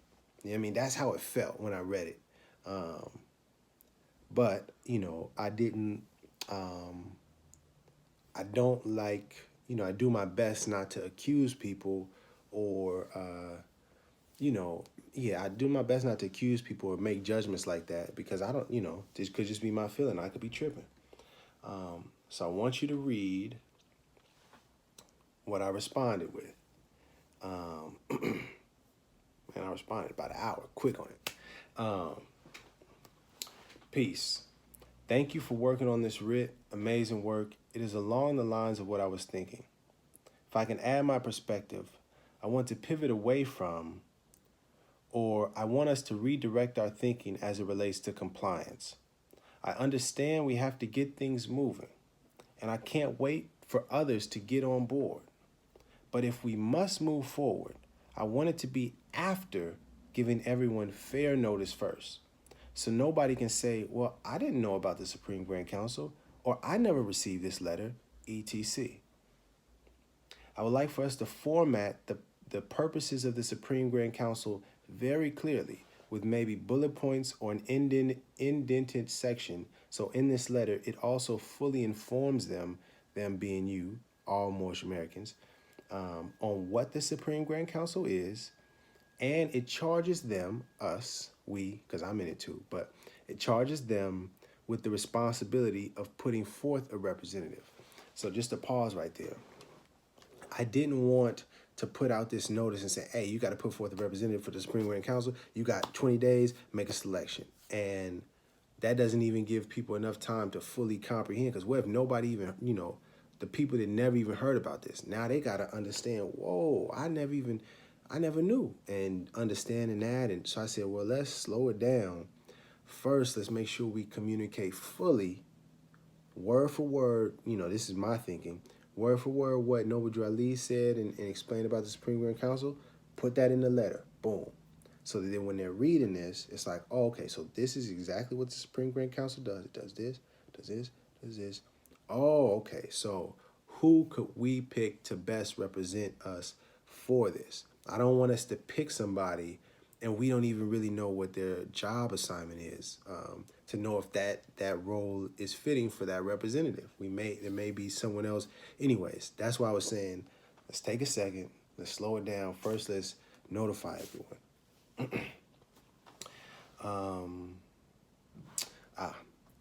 And I also wanted to extend to all Moorish Americans not in a temple, but that in itself brings up more issues.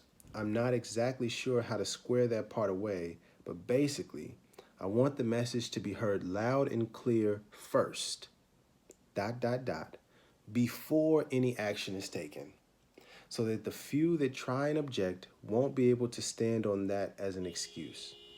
Does that make sense, Rami? Rami guy, man, back in 2017, he was on it. And he said, and this is his response: yes, that all makes sense. The beautiful thing is that all of that can be outlined and added on to what I wrote. The notice should be all-inclusive. After the parts I wrote, the outline and duty of the Supreme Grand Council must be mentioned, as you stated.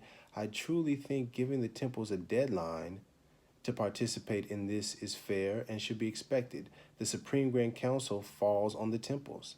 They are the body of Moors who are by law supposed to be active, and this should have been handled already. When I was learning, I questioned why there wasn't a temple here, etc.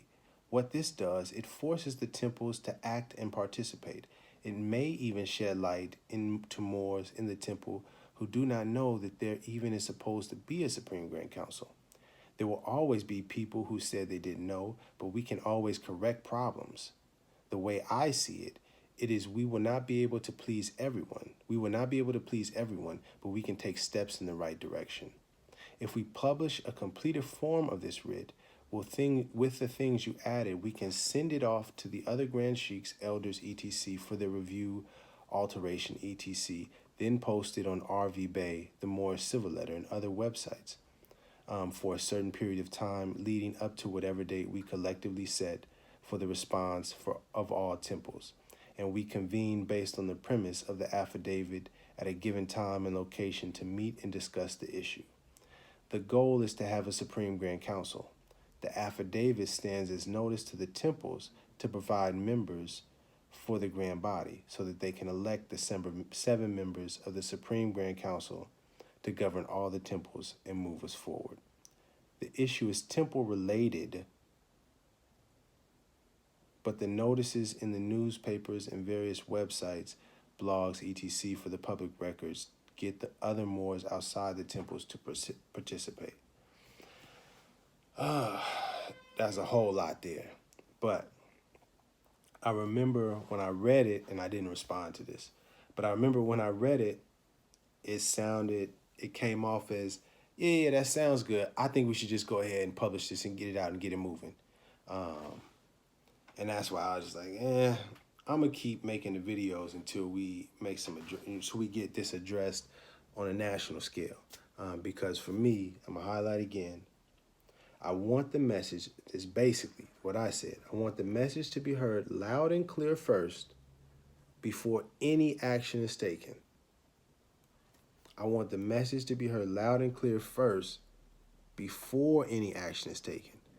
So before we can get to doing anything active with the Supreme Grand Council, first we need to inform everybody of the Supreme Grand Council. And my problem was, how do we inform everybody? I don't even know who everybody is. Do we have a census? Do we have some sort of database where we can I don't know. This was the problem that I was at. I said, well, what I can do is keep creating videos and study lessons and keep putting out the word to the public on the internet about the Supreme Grand Council in hopes that at some point somebody will be like, you know what, we really need to address this because Rami been talking about it for 3-4 years now. And moving forward, it did get addressed, sort of. I know that was a long part, but I wanted to make sure that I got all of that in there before I get to the video. And I wanted to make sure that I got that in there so that you know, that the viewers know that this Jamal person was very aware, not just aware that the Supreme Grand Council existed, but aware of the importance of it, and that it not working and it not functioning right now is the source of a lot of our problems. And I let him know we don't need to be doing and moving active. We don't need to be doing anything. First, we got to get this right first. And before we do, we got to notify people before we try to be active with that council. Because it's not on us to just try to decide how this is going to go. It don't work like that. And that's what I kept hinting to. We can't just do it our way. Noble Drew Ali. And I am focusing on that because this was in 2017. And as we see, by the end of that year, he was getting arrested, and the cops broke his window and the whole thing on us. You'll see. He didn't just like I kind of suspected when I read the email, he wasn't with going about things the proper way. He wanted to do things his way. Hence, he created the Rise of the Moors organization. This is what happened. And this is what has happened over years. People take this noble, the information and the movement that Noble Drew Ali brought to us and created. They take the parts that they want and they try to spin it their way. And it's not going to work. It's happened time and time again, and all it does is cause confusion. You get mistrust. You get the misrepresentation of who we are as Moorish Americans out to the rest of the people. It just causes problems, which is why I said, let's get back to what Noble Drew Ali said. Let's hold on. Let's inform everybody, and then let's move forward. He wasn't rocking with that. But I ended up making another video in 2019. Excuse me. And I want you to watch this in particular. You can pause this video and watch this one. It's called Moorish Supreme Grand Council Documents Revealed. And in here I talk about how this lady sent me this documents and was saying that, you know, this is not supposed to be for all Moorish Americans, so keep it secret, And I read the document, I'm like, no, man, the way things are being operated is not correct. This is not how Noble Drew Ali established it. And I made sure that the Google Drive was public for everyone to see, because my whole thing was everyone needs to be made aware of this and of the duties and the tasks that are assigned to the people on the council, so that everyone, both the people on the council and just the members and Moorish Americans in general, understand the council's importance and we can hold those people accountable. So I made this video, and I still wasn't getting any answers back. You know what I mean? And to this day, I still haven't. And I'm, you know, I can't say 100% for a fact because I haven't seen the records to confirm it. But the lack of records and the delays and none of the officials, none of the grand sheiks, assistant grand sheiks, chairmen, whoever you want to call it in the Moorish Science Temple of America, the record keeper, whoever, nobody has been able to provide just the name of people, the names of the people that are currently active right now. They haven't been able to do that, which is why I know that if they can't tell the people that's on the board, the council right now, they definitely don't know 10 years ago, 20 years ago, 30 years ago. They don't know what's going on because it wasn't nothing going on. Everybody was just trying to do their own thing. And that's why we're in the situation that we are today. All right. 1 second. I'm going to get some water. I'll be right back.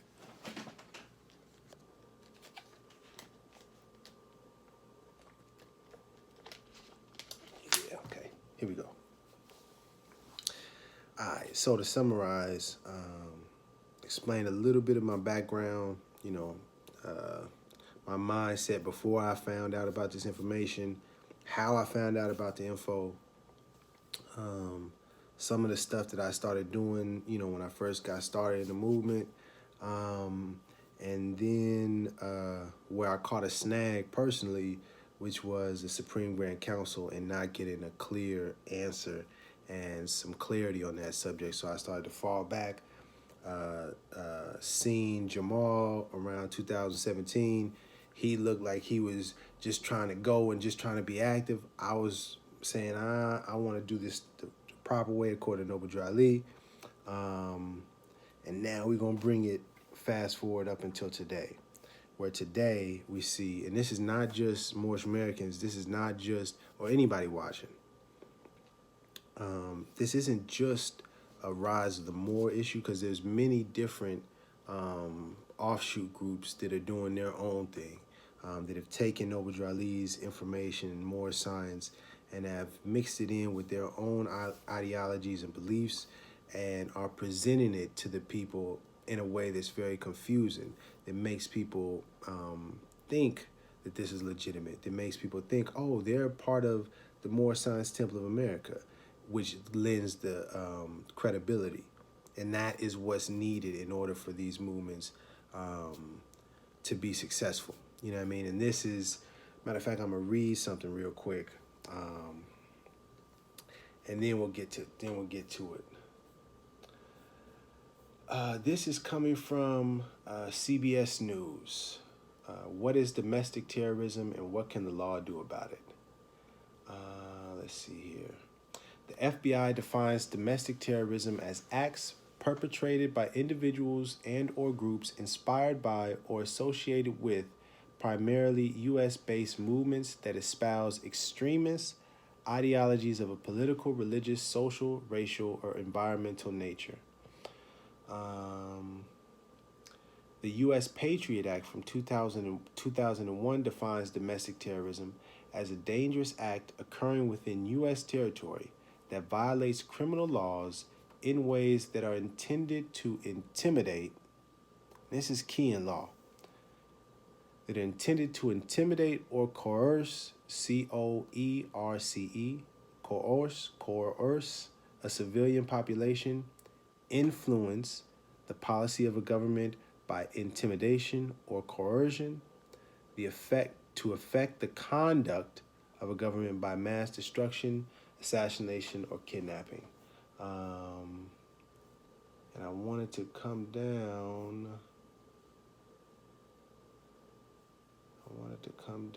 One second. Nah, this isn't the one. We're going to skip over here.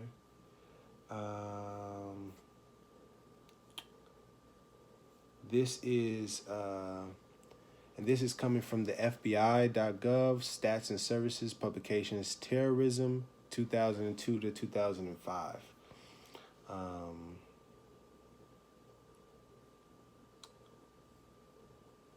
Here we go. FBI policy and guidelines. In accordance with the U.S. counterterrorism policy, the FBI considers terrorists to be criminals. FBI efforts in countering terrorist threats are multifaceted. Information obtained through FBI investigations is analyzed and used to prevent terrorist activity and, whenever possible, to effect the arrest and prosecution of potential perpetrators. So trying to stop it before it happens. FBI investigations are initiated in accordance with the following guidelines. Domestic terrorism investigations are conducted in accordance with the Attorney General's guidelines on general crimes, racketeering enterprise, and terrorism enterprise investigations. These guidelines set forth the predication, threshold, and limits for investigations of U.S. persons who reside in the United States who are not acting on behalf of a foreign power and who may be conducting criminal activities in support of terrorist objectives. And then definitions. This is very key, very important. There is no single universally accepted definition of terrorism. Terrorism is defined in the Code of Federal Regulations as the lawful use of force and violence against persons or property to intimidate or coerce a government, the civilian population, or any segment thereof, in furtherance of political or social objectives. The FBI further describes terrorism as either domestic or international, depending on the origin, base, and objectives of the terrorist organization. For the purpose of this report, the FBI will use the following definitions. Domestic terrorism is the unlawful use or threatened use. It's the unlawful use or threaten, if you even threaten to use, of force or violence by a group or individual based and operating entirely within the United States or Puerto Rico without foreign direction, committed against persons or property to intimidate or coerce a government, civilian population, or any segment thereof in furtherance of political or social objectives. And I wanted to move over to Forbes. This Forbes article, What is a Sovereign Citizen?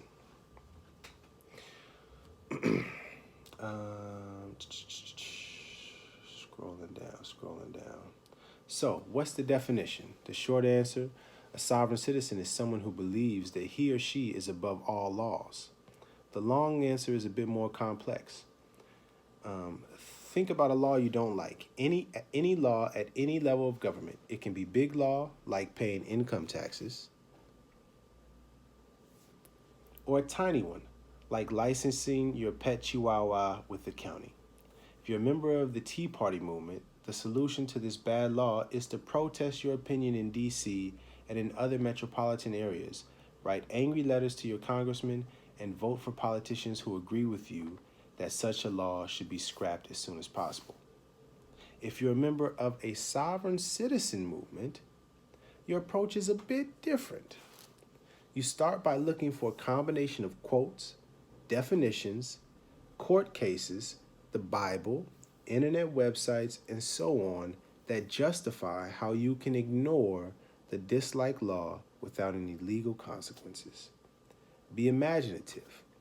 Pull a line from the 1215 version of the Magna Carta, a definition from the 1913 legal dictionary, a quote from a founding father or two. You put it in a blender with some official sounding Supreme Court cases, excerpts you found on like-minded websites. Better yet, find someone else online who disliked the same law and pay them $150 for a 3-ring binder. And then voila, not only will you have proven that you don't have to obey the law you dislike, heck, it's your patriotic duty to disobey it. And anyone who tells you otherwise is just plain un-American and is probably part of a worldwide Jewish conspiracy to ensure that Chihuahuas are slaves to the U.S. government. This guy's funny. When you can pick and choose which laws to put through your special blender, you are effectively putting yourself above all laws. So why are they a problem for state and local police? This is the part I really wanted to get to. Sovereign citizens are true believers. They generally entered the movement by buying into a scam or a conspiracy theory that not only promised them a quick fix to their problems, but wrapped such solutions in a heavy layer of revolutionary rhetoric. Who is that that's constantly talking about the revolution, the gun? Let's continue. Once a sovereign feels the flush of excitement and self-importance that comes from acting as the David to the U.S. government's Goliath, they know with all of their hearts and souls that their research is correct, that their cause is just, and that anyone who disagrees with them is a criminal who deserves to be punished. I want you to think about that, Moorish Americans. I want you to think about that carefully. These sovereign citizens are also doomed to failure. The tax collector, prosecutor, and judge have all heard these same legal theories dozens of times already and understand that they are bogus. When a person believes his cause is just, yet he meets failure over and over and over and over again, there comes a point to where he has to make a decision. He can admit his theory is wrong and walk away, or he can fight dirty. Nonviolent retaliation against government employees and law enforcement is the most common response and can take the form of filing false liens, filing bogus Forms 1099, sending threatening correspondence, suing government employees for millions of dollars, cyber-stalking individuals in government who disagree with the sovereign's legal theories. But some sovereigns plot a violent revenge, hoping to inspire others in the movement to reach their breaking point sooner.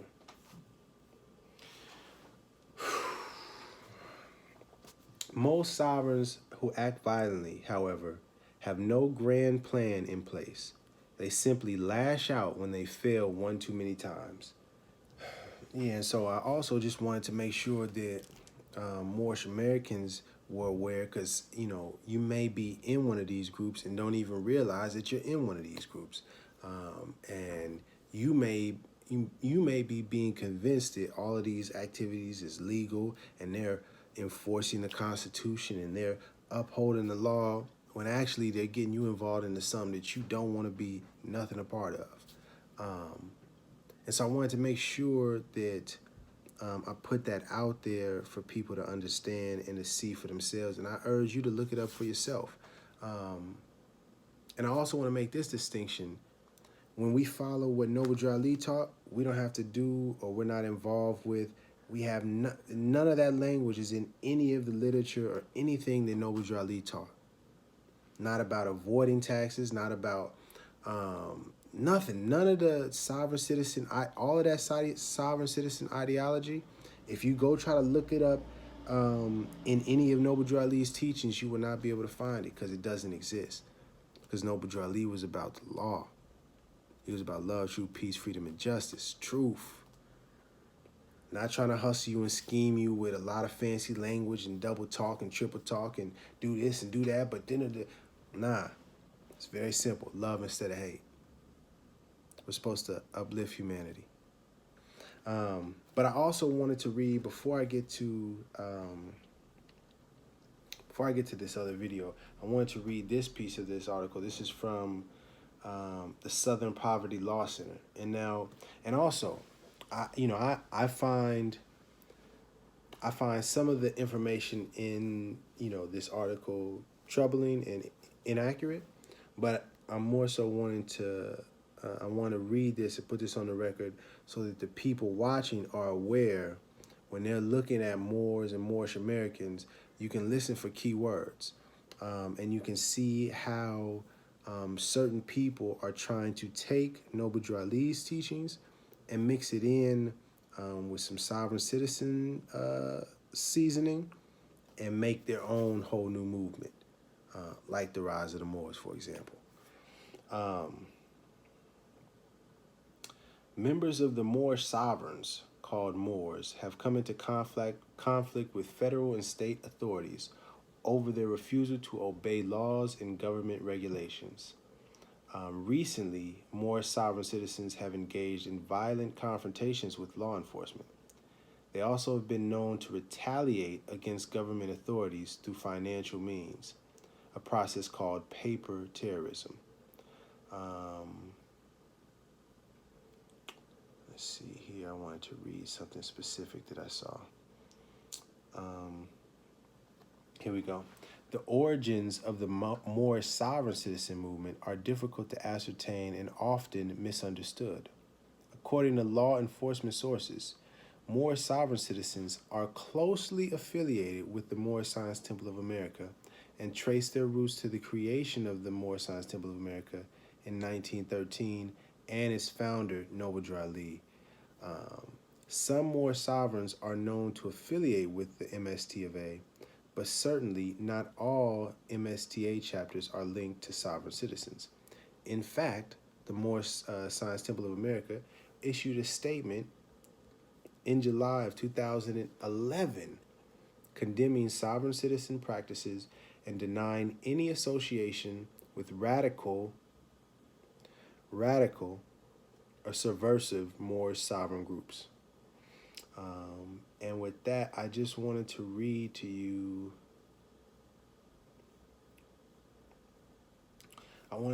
Actually, before I read the letter from the Moorish Science Temple of America, let me read a little bit more of this article.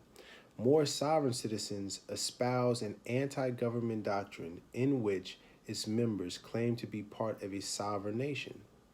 For some who identify themselves as Moor or Moorish or something similar, there is a belief that the 1787 fictitious treaty between the United States and Morocco grants them immunity from U.S. laws. Here we go. Here we go right here. Moorish sovereigns believe that their status as members of a sovereign nation imparts immunity from federal, state, and local authorities. They use this perceived immunity to justify refusing to pay taxes, buying auto insurance, register their vehicles, and to defraud banks and other lending institutions. Many Moorish sovereigns also profit by selling bogus registration, licensing, and insurance documents on websites promoting Moorish sovereign beliefs and doctrines. I'm hungry.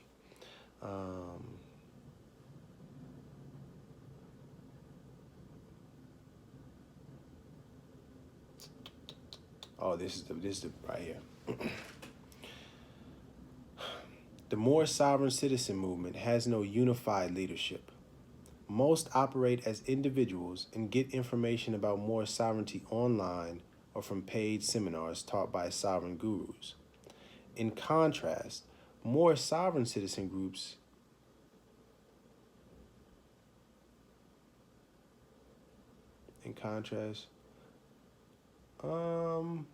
that's kind of a weird sentence. In contrast, Moorish sovereign citizen groups generally are small, consisting of a couple dozen followers, many of whom are nominally led by one or two charismatic individuals who profit from the promotion of Moorish doctrines and the preparation and sale of bogus legal documents to those embracing their Moorish nationality or heritage.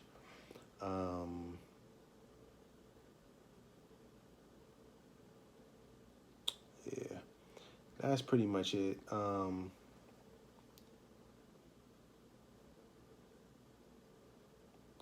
we go. I wanted to get this because this is very important as it relates to the actions from Jamal and the rise of the Moors. Moorish sovereigns have recently engaged in violent actions such as shootings, bank robberies, murders, and armed confrontations with law enforcement.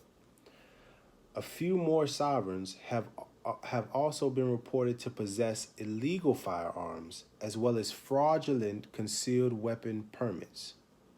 Overall, Moorish sovereigns have not shown widespread interest in deploying explosive or incendiary devices. Even so, a small number of Moorish sovereigns have pursued more violent paths and participated in terrorist plots. And this has something linking back as old as 1993.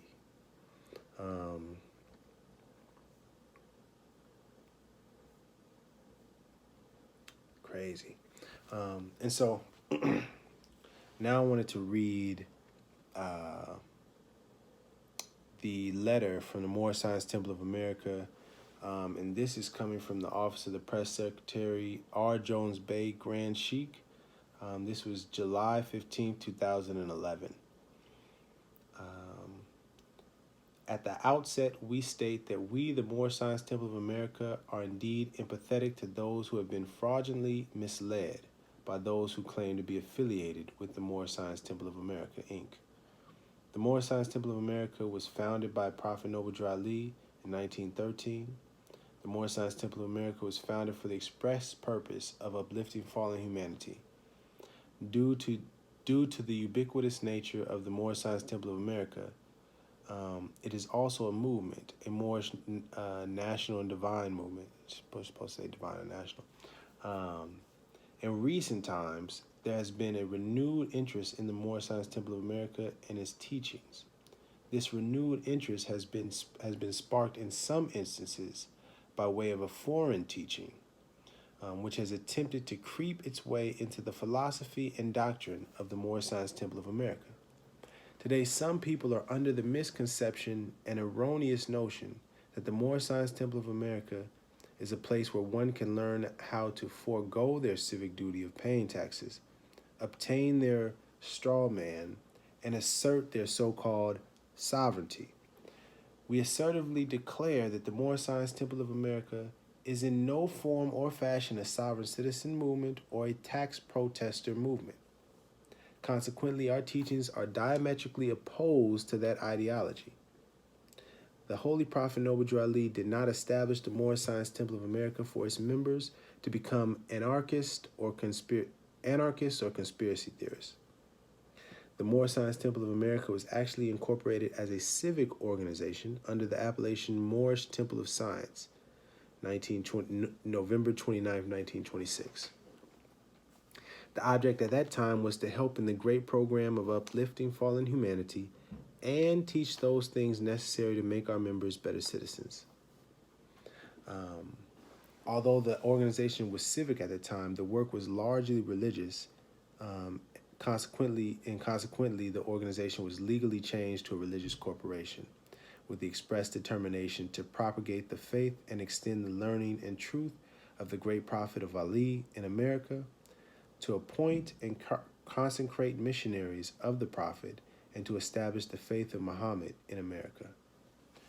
Noble Drew Ali, the founder of the Moorish Science Temple of America, is clear, unequivocal,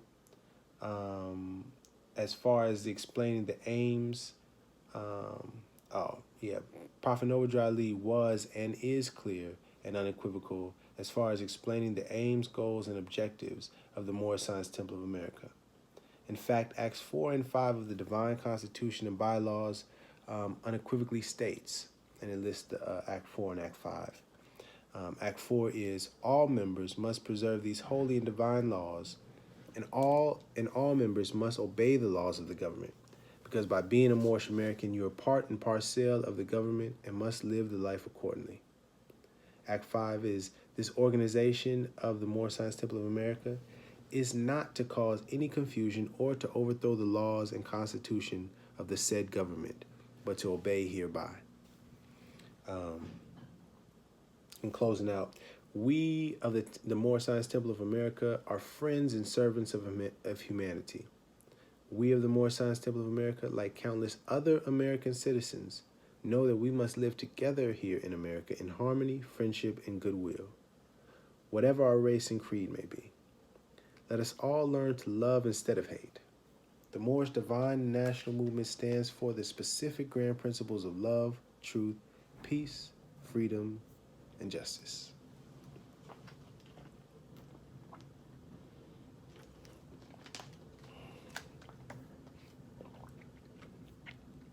So,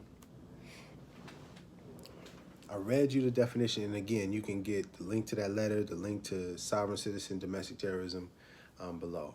But I read that because I want you to have in your mind those kinds of activities and understand that this has been going on since '93, probably even earlier. And the FBI and law enforcement have been watching and looking out for these kinds of people since back then. And here it is, 2020, and there are still people doing that same thing. So we have to be very careful to not associate ourselves even a little bit with those people. We have to make the very clear distinction that we have nothing to do with that sovereign citizen, I'm above all the laws movement whatsoever.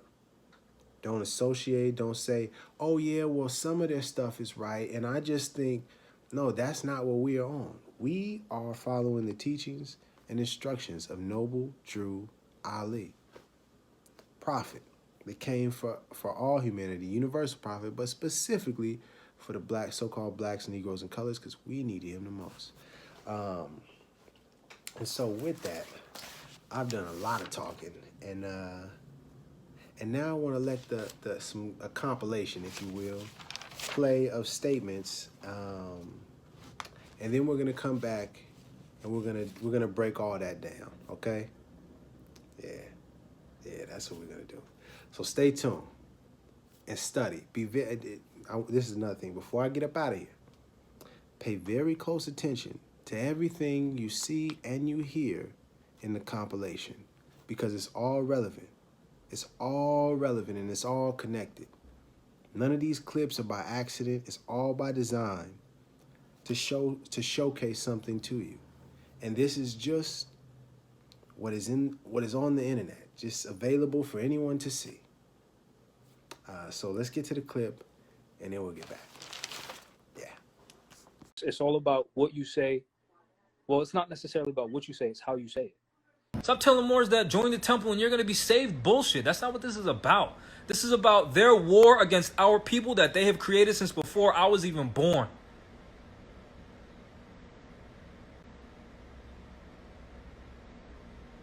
A time to keep silent and a time to speak, a time to love and a time to hate, a time of war and a time of peace. Hominis Dominus, our Lord Jesus Christ, the Son of God, teaches us that there is a time for war and a time for peace, a time to kill and a time to heal. So, what makes you think that when one of our people dies because they just got murdered via an execution that lasted 8 minutes, what makes you think it's time to be peaceful?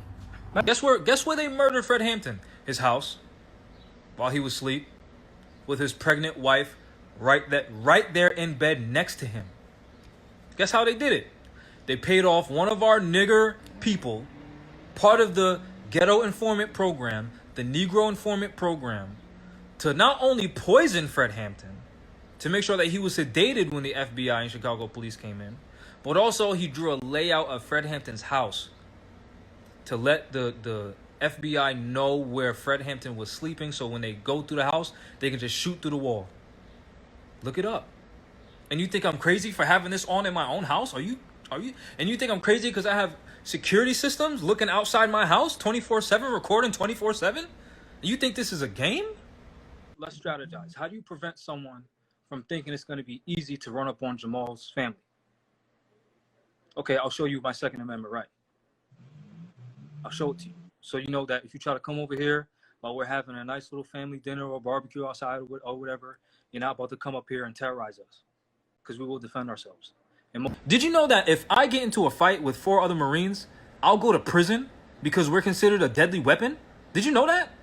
You think these people want people to start waking up and realizing, oh shit, when I took an oath to support the defend the Constitution against all enemies, foreign and domestic, that means any one part of the democratic anything promoting a two-party system is a domestic enemy. Any organization, FBI, CIA, state police, local police, municipal police, county police, fighting against American citizens is a terrorist organization, a domestic enemy, which every single sworn person in the military took an oath to fight against. Our older brother, Prophet Noble Drew Ali, came and said, hey, stop letting them beat on you. And then what? Then we still let them beat on us. So whose fucking fault is it? Whose fault is it? Who's the dumbass? Then we had our own businesses, right? We had our own shit. Then what? Then what do our dumbasses want to do? We want to integrate. Now we mad because they gentrifying. Look at our dumbasses getting murdered by the police. And what we want to do? We want the police to protect us. Are you fucking dumb? You know what other nations are doing? You know what the Mexicans are doing? They're forming their own organizations. You just like to call them cartels. Do you need a CCW in Rhode Island for carrying a handgun? I know long guns are open carry. It depends. Are you on official duty? Because if you are, then no, you don't. So you might want to get with an organization that knows law, that can hire you as security, and then you work that security, and now you're on official duty, so you don't need one. We can do that as an organization, but since we're individuals, yeah, you're gonna need a license from them. You're gonna need permission from them. It's fucking that simple. You don't need a license to carry in your house. You or don't on need... your way to work. So let's talk I mean, we already talked I'm sorry. about According to the Constitution, you don't need a license for any of it. about that. Let's talk about something effective, right? I was contemplating about shutting down the temple, right?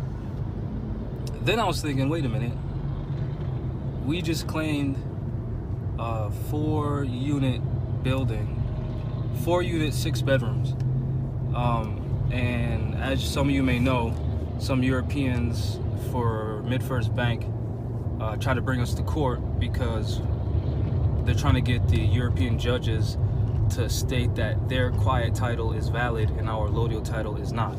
So right now, our adverse possession and allodial title are valid documents, which is why they have to handle this issue in court. So since we own it right now, I was wondering how many Moors would be willing to come out and help us secure the temple, secure that building and then make it our temple. Since we're... So now let me show you this real quick. Because you're talking about where if you work for someone else, right? Mm-hmm. Check this out. IRS form W4V. Guess what the V stands for? Voluntary. Because taxes are voluntary. Watch it pull up. Hold on, my computer's kind of slow. This computer was a gift. It was donated. Right? See where it says voluntary withholding request? Yeah. Right? W4V right there. You see me go to the IRS, you put your first name, last name. You don't put a social security number because we ain't property. Then you put, look, you see number 7? Yeah. I want you to stop withholding federal income tax from my payments. That's it? There you go right there. That's it. That's it. That's it.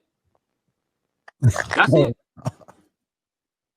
Yo, that's fire, bro. And we have Moors, this is where Moors talk about the straw man, right? So let me show you this real fast. This is again federal law. All right, so this is CFR stands for Code of Federal Regulations, 26 CFR subsection 601.602 tax forms, right? Check this out right here. The tax system is based on voluntary compliance. You see that? The tax system is based on voluntary compliance. You see that? Yeah. Which means once you look up the word voluntary and you see that it's of your own free will, you'll see where you don't have to pay no taxes to nobody. Especially, this is why I brought up earlier the 14th Amendment being unconstitutional, especially if you're not citizens of the so-called government. That means you don't owe them any taxes. Mm. So that means when the time of peace is over and it's time for war, guess what you have to exercise? You have to exercise according to the time. So our Lord Jesus Christ, our Savior, our Lord Jesus Christ, our Savior, teaches you to fight. There's a time for war and a time for peace. There's a time to kill and a time to heal. So why do you think when our people get murdered, that is a peaceful time? It's time to peaceful protest, and it's a time to say no justice, no peace, while you peacefully protest, which is the definition of cognitive dissonance, and you think everything's fine. When your Lord Jesus Christ, your Lord and Savior, Jesus the Christ, told you to fight. He said there's a time for war and a time for peace. Oh yeah, my bad. Yeshua. For all the woke people that's going to see this video and say, oh, his name's not Jesus, his name is Yeshua. Yeshua. Which mean, but we sick. Our people are Christians. What are you talking about? I'm reading their book. This is what their book says. Our Lord Jesus Christ teaches that there's a time for war and a time for peace. Look it up. Ecclesiastes chapter 3. Look it up. There's going to be more that say, the prophet didn't teach that. So I'm going to go into my third book. In the back, I put different pieces of literature by the prophet. Why is the FBI leaving voicemails on my phone? Why is the FBI calling other individuals that are known to have associated with me? Why is the FBI outside of certain Moors houses at night? Why? So let's say one of our nationals are held up in this house right here. So we'll put a T for Target. That's the Target house, right? T from Target. We already know that this house is behind it. We already know that there's two intersections on the left and right side. And of course, if we have a map, we already know which one's north, which way's north. So we already know that towards the east and west of this house, there's two main streets. So we already know. Now we're gonna have one fire team, right? 4 people go in the house, right? That's the door. Then we already know we're gonna have to have a barricade here and a barricade here to stop oncoming traffic. So we're gonna have another fire team here, another fire team here, and then we already know that we have to have an immediate protection area around the house. Mm-hmm. So if we can, we're gonna surround the building too. And then we're gonna have another barricade right here with another squad outside to make sure nobody's running out the front. We already got people in the back and the sides. We already know our team's going into the front. So the only people that should be coming out is our team. And that's how you strategize. You know how many Marines have been contacting me saying, I still stand by that oath? You know how many Marines have been contacting me telling me that? Of various nationalities. Europeans too. You know how many fucking Marines have been telling me that? Do you really think that the United States has this shit on lock? Or are they trying to put... Look this up. I'm not even going to say it. Just look it up. I'm not even going to explain it to you. Look it up. Look up rapid dominance via shock and awe. Look it up. And then this could be mission 1. While this is going on in this part of the city, if we had enough fucking people, we could be doing something else on the other side of the city. Mm-hmm. Which no one's going to be ready for, because this is where the majority of the people are. So no one's paying attention to what's going on over there. But that's enough of that. I don't want you to know too much about how I fucking think, because you ain't even ready to fucking bear arms to protect yourself. So that means you ain't ready for no fucking mission and operation. You ain't even ready for none of that shit. So there's no point of talking about it. Just know it's in here. So if you're actually about any type of actual action or remedy, just know it could happen. It could happen very well planned out. It could happen very fucking strategically. And it could be fucking absolute mission success if we weren't such pussies. But since we're pussies, I'm hereby calling on all true citizens that stand for a national free government and the enforcement of the Constitution to help me in my great missionary work, because I need all support from all true American citizens of the United States of America. So the Prophet commanded that we enforce the Constitution, right? That's right. So if we enforce the Constitution, that wouldn't really be an issue now, would it? No, it wouldn't. Because we would say, hey, you don't have jurisdiction over here. Go away. But since we don't know the Constitution, we just get fricked. So yeah.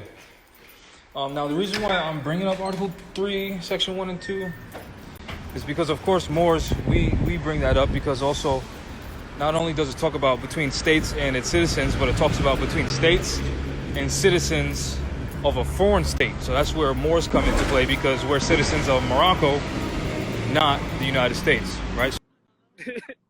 If you're claiming that he's our prophet, right, which Rami Salam El and all these other Moors claim that Noble Jali is our prophet, which means he's literally our savior, and he gave us the law. He said, all true Moors will and must obey the law as laid down to them by the prophet, and the prophet gave you a command, which is law, to enforce the Constitution, and you go against that.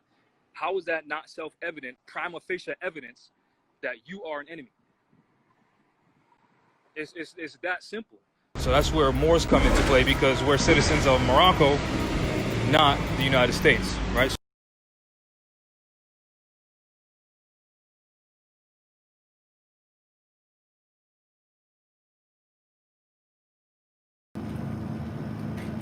hereby calling on all true citizens that stand for a national free government and the enforcement of the Constitution to help me in my great missionary work, because I need all support from all true American citizens of the United States of America. So the prophet commanded that we enforce the Constitution, right? Right. You know how many Moors have been in my inbox showing me messages that they have all had with Rami, just asking him to address the facts, and he blocks all of them. Blocks them. Blocks them. They're not in his inbox saying F you, F that, you're an N-word, you're this, you're that. Nope.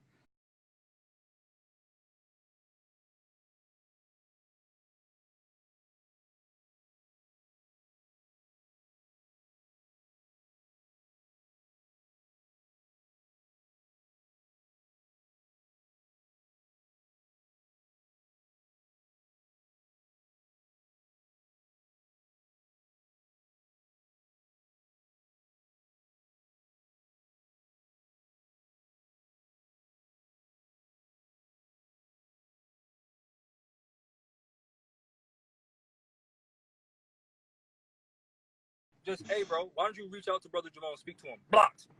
What? You're saying operate off of love. Having a conversation with someone would be operating off of love, and you blocking that person?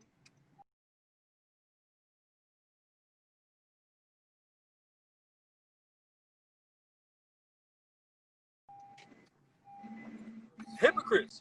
No, this is Red Street.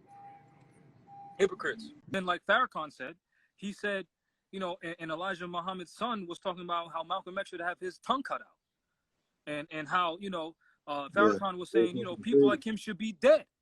And then guess what happened? He was fucking murdered.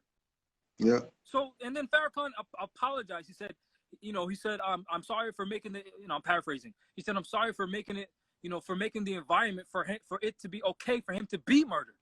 So now think, Rami Salam El, you fucking idiot, if you're for love so much, you think it's okay to put the phrase domestic terrorist and then put a fucking picture of me there? You idiot. What type of subliminal image are you putting in people's minds, you fucking idiot?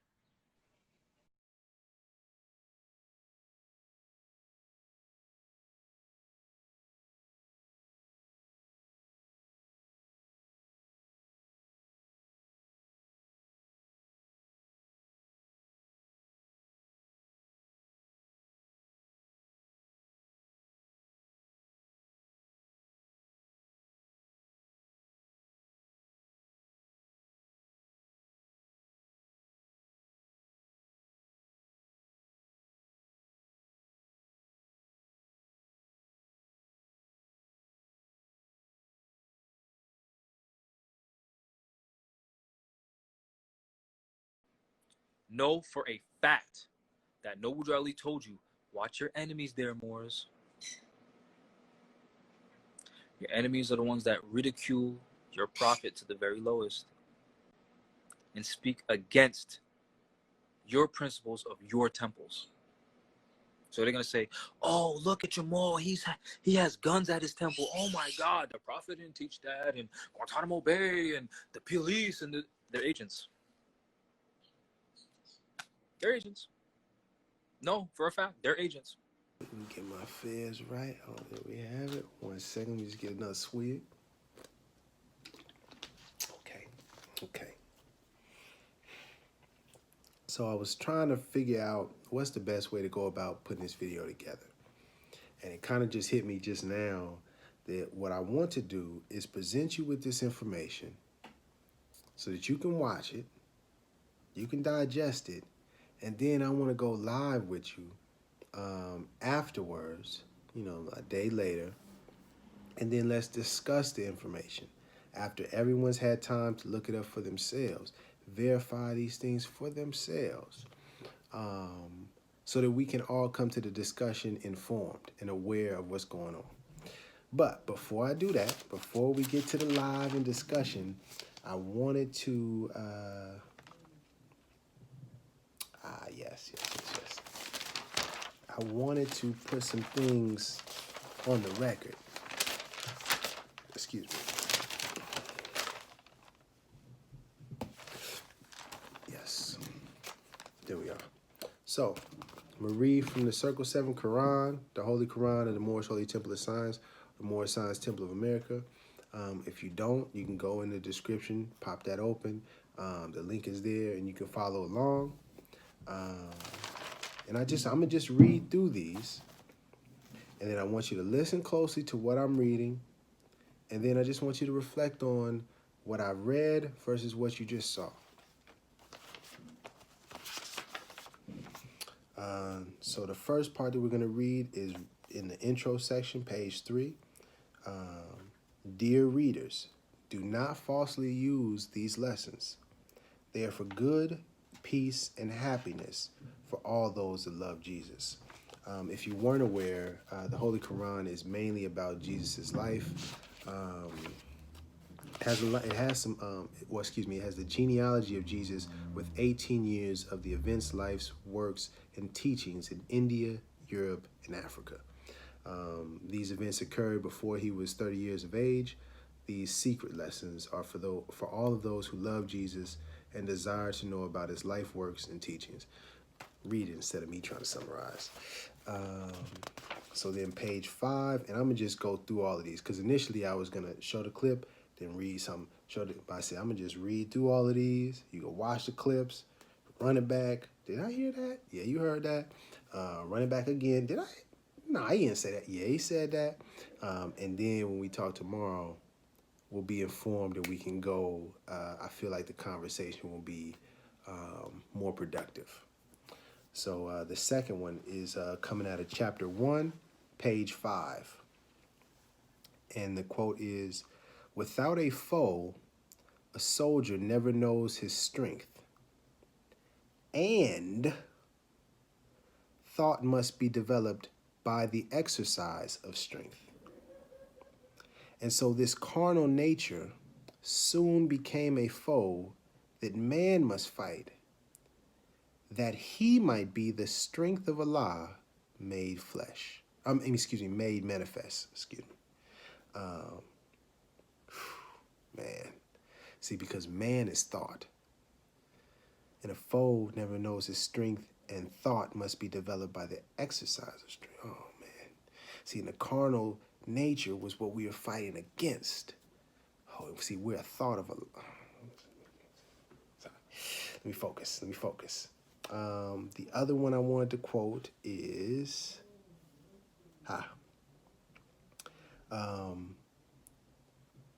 Man will regain his lost estate, his heritage, but he must do it in a conflict that cannot be told in words.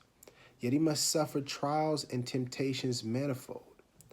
But let him know that cherubim and seraphim that rule the stations of the sun, and the spirit of the mighty Allah who rule the solar stars, are his protectors. People was talking about protection and needing to be protected. The seer says the cherubim and the seraphim and the spirit of the mighty Allah.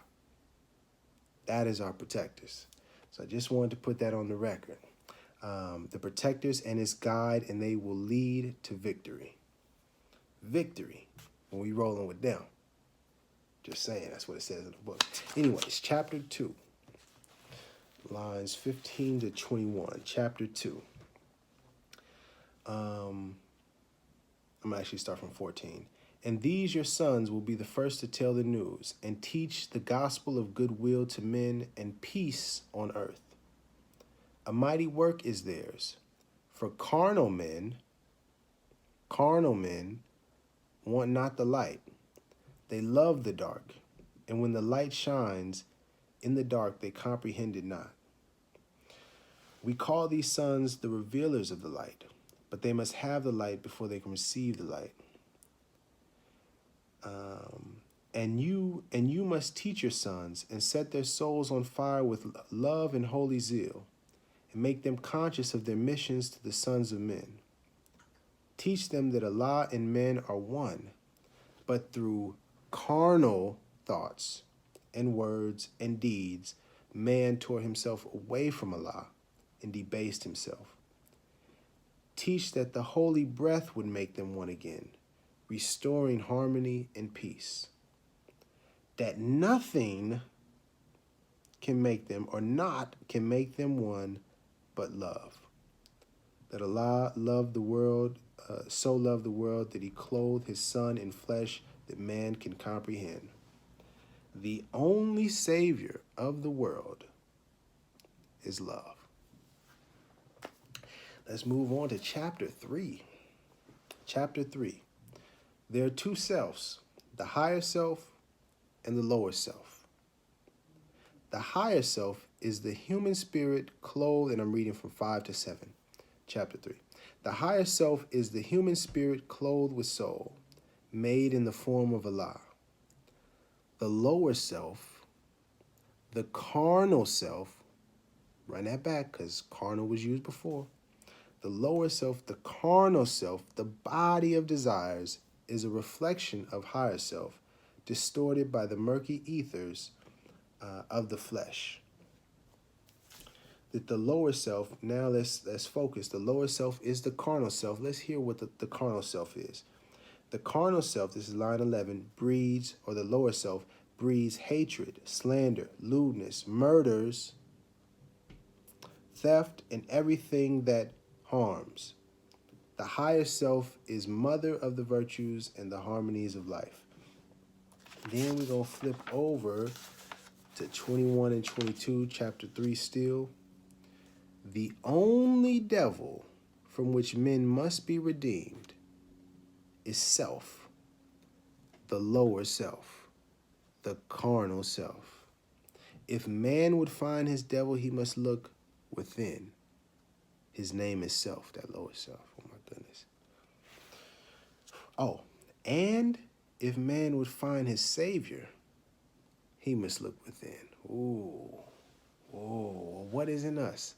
Well, the lower self is there, but well, there's another self in there too. Just saying. Let me continue. We're going to talk about it tomorrow. Chapter 8. We're going down to chapter 8. Follow me, please. Follow me, please. Flip it on over. Chapter 8. You there? Islam? Okay, cool. Chapter 8. 8 through 15. And the people said, teach us to know the Holy One who speaks within the heart, the Allah of the still small voice. And Jesus said, the holy breath cannot be seen with mortal eyes, nor can men see the spirit of the Holy One. But in their image man was made. And he who looks into the face of man looks at the image of Allah who speaks within. And when man honors man, he honors Allah. And what man does for man, he does for Allah. And you must bear in mind, this is very key, that when man harms in thought or word or deed another man, he has done a wrong to Allah. If you harm another person in thought, word, or deed, you're doing wrong to Allah, our Creator, the Creator of the universe. Think about that one. Oh, but it don't stop there. It don't stop there. If you would serve Allah, so if you are a servant of Allah,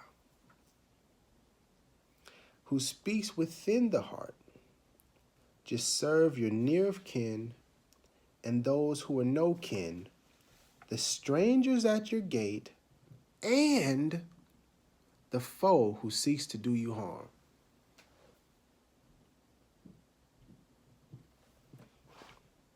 So if we're serving Allah who speaks within the heart, then we're supposed to serve everybody, even the enemy who is doing us wrong. What are you trying to say? Hey, listen now. I'm just reading what's in the Quran now. If you got an objection to what's in the Quran, you got to take that up with Drew Ali, because I didn't write this. This isn't me. Understand that. But let's continue. We'll talk about it.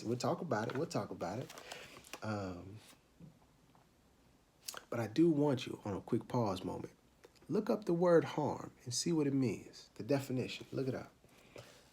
Continuing. Chapter 9. Chapter 9. Oh, 24. Yes, I just wanted to highlight this one real quick. The man who spends his time in pulling other people's weeds can have no time in pulling his own, and all the choicest flowers of life will be choked and die, and nothing will remain but darnel, thistles, and burrs. The reason I read that is specifically to the couple of people that I seen commenting, "Oh, you always talking about Jamal. If you focusing on other people's weeds, you have no time to pull your own." I'm sorry, that was wrong of me to talk like that. But it was that retort or response is annoying because it's trying to deflect from the point. And to answer that or to respond to that, the Moorish Science Temple of America and Moorish Americans as a collective, as a nation, and furthermore, humanity is my business because I am helping to uplift humanity as a servant of Allah. So it is kind of my business.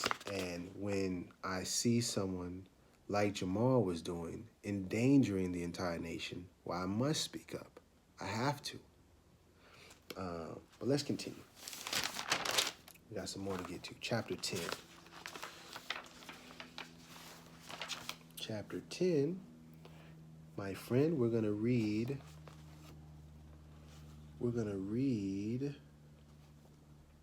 9. Here we go. 9 and 10. Now, and this is from chapter 10. Now, men and birds and beasts and creepy things are deities made flesh. And how dare you kill anything? And I gotta be honest right here, man. I even wrote in my notes, don't be a hypocrite. When I read this, I was like, damn. Oh, no, actually, it was when I read number 6. And when you crush beneath your foot the meanest worm, you shake the throne of Allah and cause the sword of life to tremble in its sheath. I felt really bad because last night, or this morning, I was getting up and I hit the light and there was a spider right there. I was like, oh, and I smashed and I felt real bad, man. After I read this and I was like, damn, man, little Spidey ain't even do nothing to me, man. He was just trying to take a nap too. So my bad, little Spidey. We can't even, we gotta work to not even smash and kill the little nasty critters or whatever that we, you know what I mean? Killing ain't right. How dare we kill anything? Because all of those things are deities, whether we know it or not. But let me get back to let me get focused. Line 10. It is cruelty that makes the world awry. And when men have learned that when they harm a living thing, they harm themselves, they surely will not kill nor cause a thing that Allah has made to suffer pain. That line right there hit me so deep, man. When men have learned that when they harm a living thing, they harm themselves, surely they won't harm anymore. Come on, man. Come on, man. Where are we at? I done lost my spot.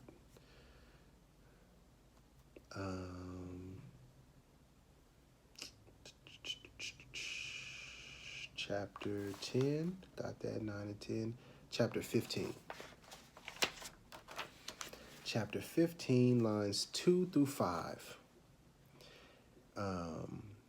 And he went, Jesus, and he went forth into the wilderness to be alone with Allah, that he might look into his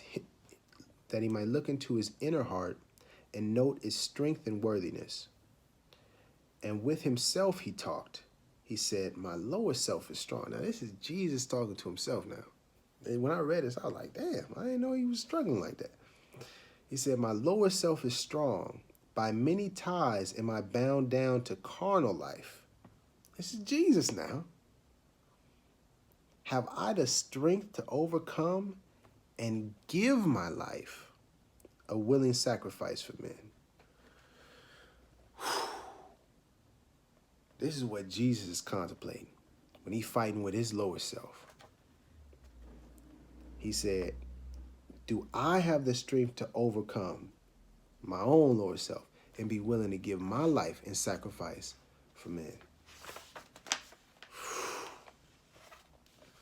15 and 16. This is the same chapter. It says, because just to give you a little clue, it was some cats that came in. Yeah, it was some people that was trying to tempt him. He was stuck in this situation. They was trying to tempt him up out of it. And Jesus said, "Away from me, all tempting thoughts. My heart is fixed. I spurn this carnal self with all its vain ambition and its pride." I almost knocked my fears off. Because when I looked up sperm, see, this is the thing. When I'm getting this stuff ready, and then I went over this, I circled sperm to look up, because I didn't know what it meant, but I never really looked it up. And so when I looked it up, I was just like, oh, my goodness. And look it up for yourself. I don't even want to tell you. S-P-U-R-N. But let's keep going. We got a couple more. Chapter 31. Chapter 31, lines 4 and 9. Line 4 is, and this is the chapter on justice, mind you. "Let no temptation allure thee, nor any provocation excite thee to lift thy hand up to the hazard of his life." To lift up thy hand to the hazard of his life. Whew, man. And then number 9 is, "Be faithful to thy trust, and deceive not the man who relieth upon thee." Don't deceive the people that's relying on you, brother. "Be assured, it is less evil in the sight of Allah to steal than to betray." That's deep. 32. Lines 32, chapter 32, lines 5, 6, and 8. And this is chapter called Charity. Ooh, powerful, powerful. Come on with it. "He forgiveth the injuries of men. He wipeth them from his remembrance. Revenge and malice have no place in his heart." No place. "For evil he returneth not evil. He hateth not even his enemies, but requiteth their injustice with a friendly admonition." Did I read all of that? 5, 6, and 8. "He calmeth the fury, and he healeth the quarrels of angry men, and preventeth the mischiefs of strife and animosity." Man, that's charity. Come on, man. That's the people that have they got that love in their heart right there, man. This was chapter 32. Chapter 39. We almost done. We getting there. Walk with me now. Chapter 39, line 11. That's 35. 39, line 11. Ooh, this is a deep one. "A good death is better than an evil life. Strive therefore to live as long as thou ought to, or oughtest, not as long as thou can." Live as long as you ought to live, but not as long as you can live. It's a difference. See, for example, Jamal is saying, "I need to defend my house." Even if you're doing some wrong, even if you're out of pocket and doing some unlawful activities. So what, you gonna kill everybody that comes in? Well, yeah, you would live as long as you can. But is that life is that a truly good life, for example? Something to think about. Don't want to become the evil that we are trying to fight against. Chapter 43.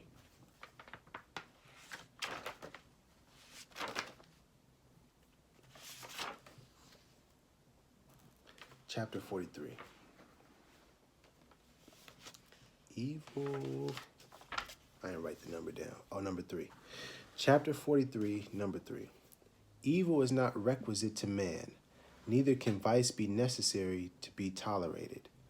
Yet how many evils are permitted by the connivance of the laws? The connivance of the laws. I want you to look up the word connivance. Connivance. Look up that word. We're going to talk about it tomorrow. Yet how many evils are permitted by the connivance of the laws? How many crimes committed by the degrees of the council? Yeah. And then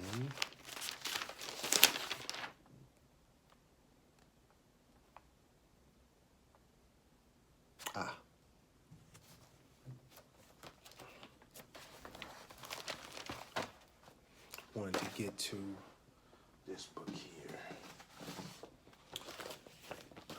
Right here. This is the Mysteries of the Silent Brotherhood of the East, also known as the Red Book. And this book, let me read it real quick.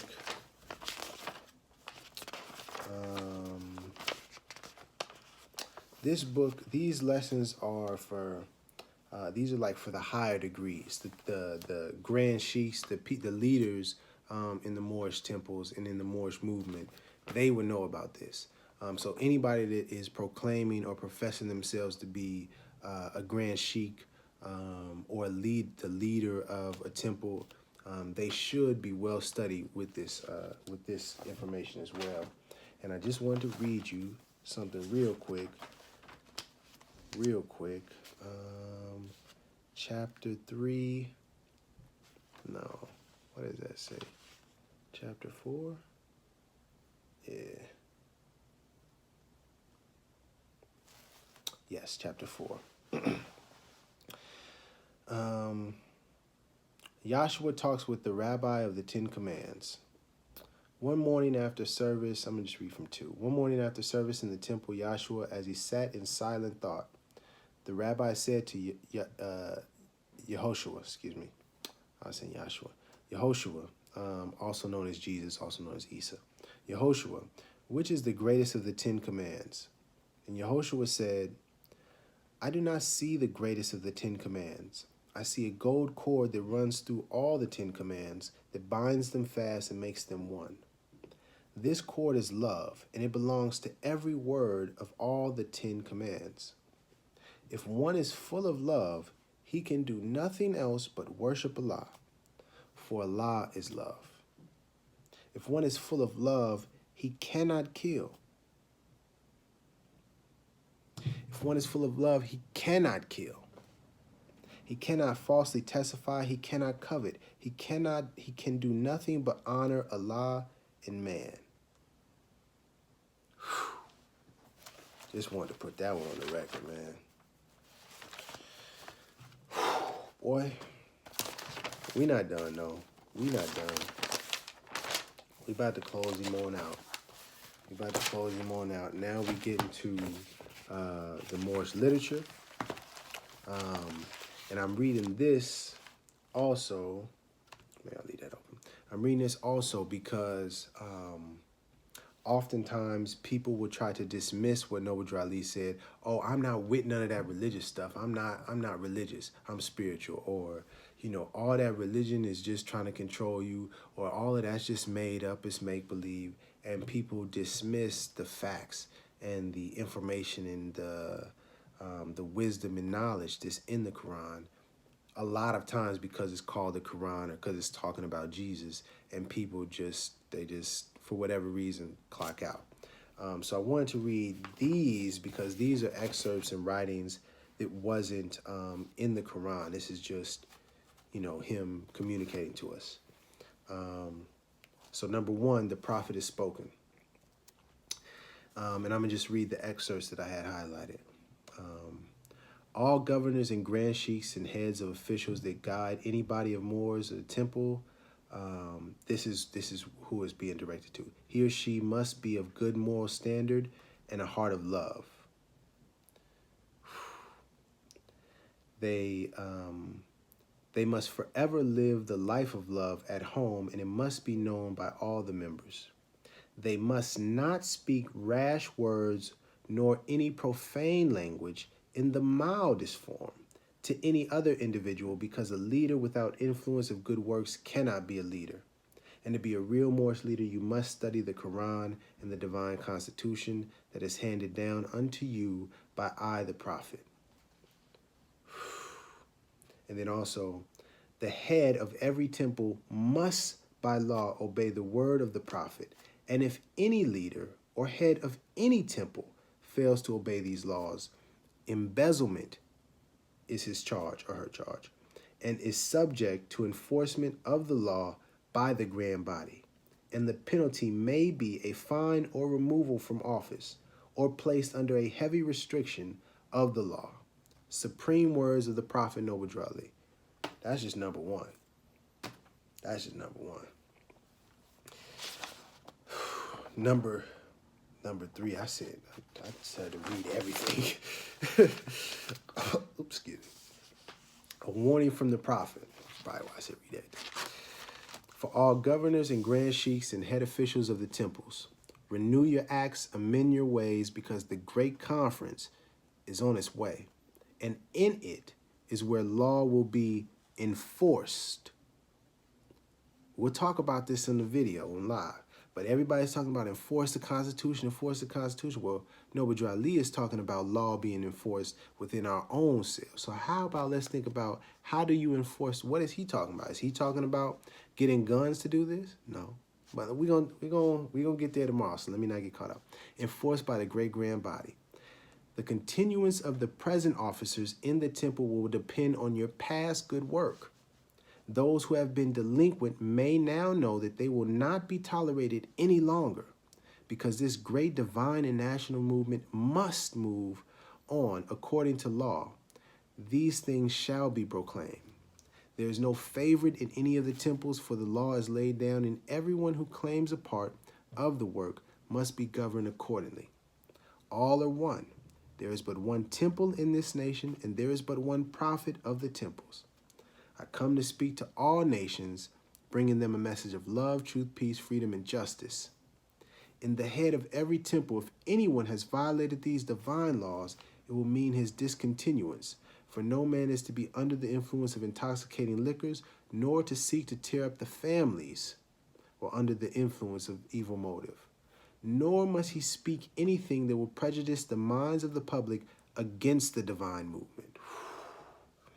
If any of the laws are violated, any body of grand sheik or sheiks can file a charge against the violation to the grand body over which the prophet presides.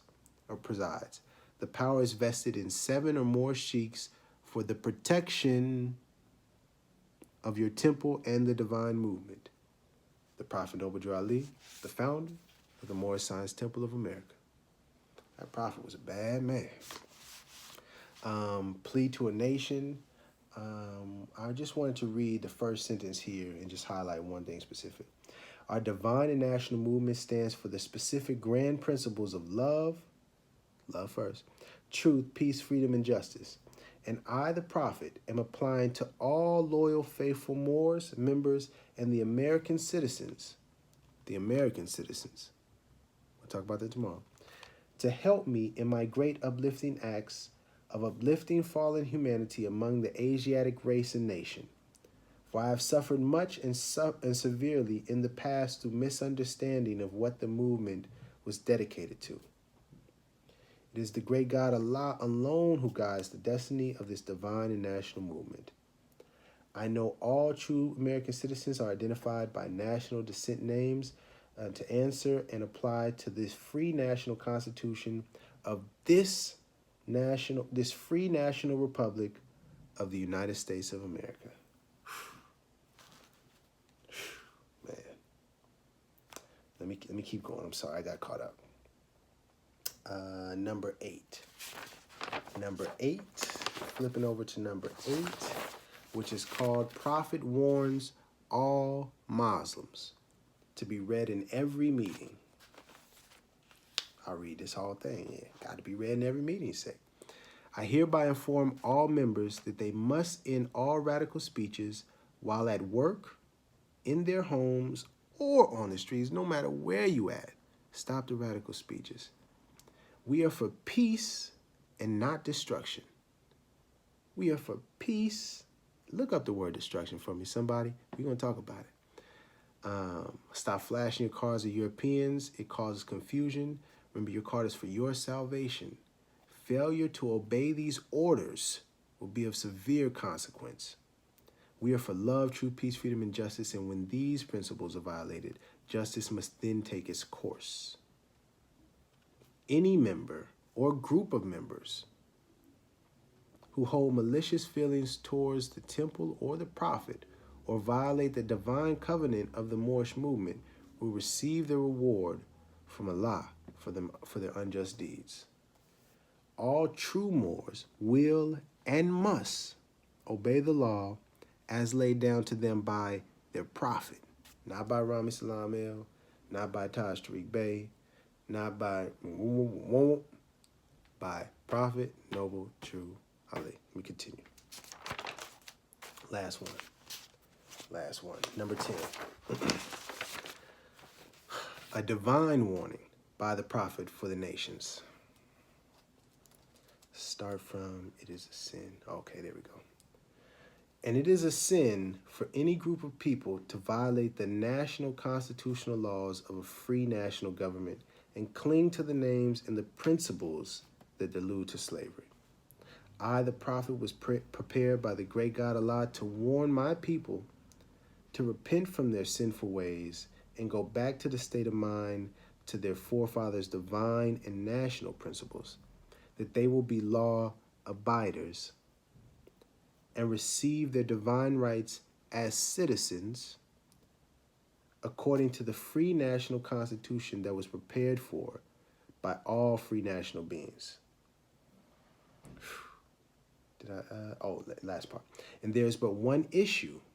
There's but one issue for them to be recognized by this government and of the earth, and it comes only through the connection of the Moorish Divine National Movement, which is incorporated in this government, of this Moorish Divine and National Movement, which is incorporated in this government and recognized by all other nations of the world. And through it, they and their children can receive their divine rights, unmolested by other citizens, that they can cast a free national ballot at the polls under the free national constitution of the state's government and not under a granted privilege, as has been the existing condition for many generations. So that was a lot of information. I want you to study it. Hit pause, go look it up, click the links, get the dictionaries open, do some investigating, see what you see. Double back on the compilation clip, listen again. Wow, he really did say that. And Noble Drew Ali told us not to. So then why is he? Yeah, I want you to do all of that comparison. Come up with as many questions as you got. And then when we get on there on the live, we're going to have a real discussion about this. I think that's it for me for right now. Thank you for watching, if you watched all the way through. And I look forward to being with you soon. Peace. Much love. Remember, love is the key.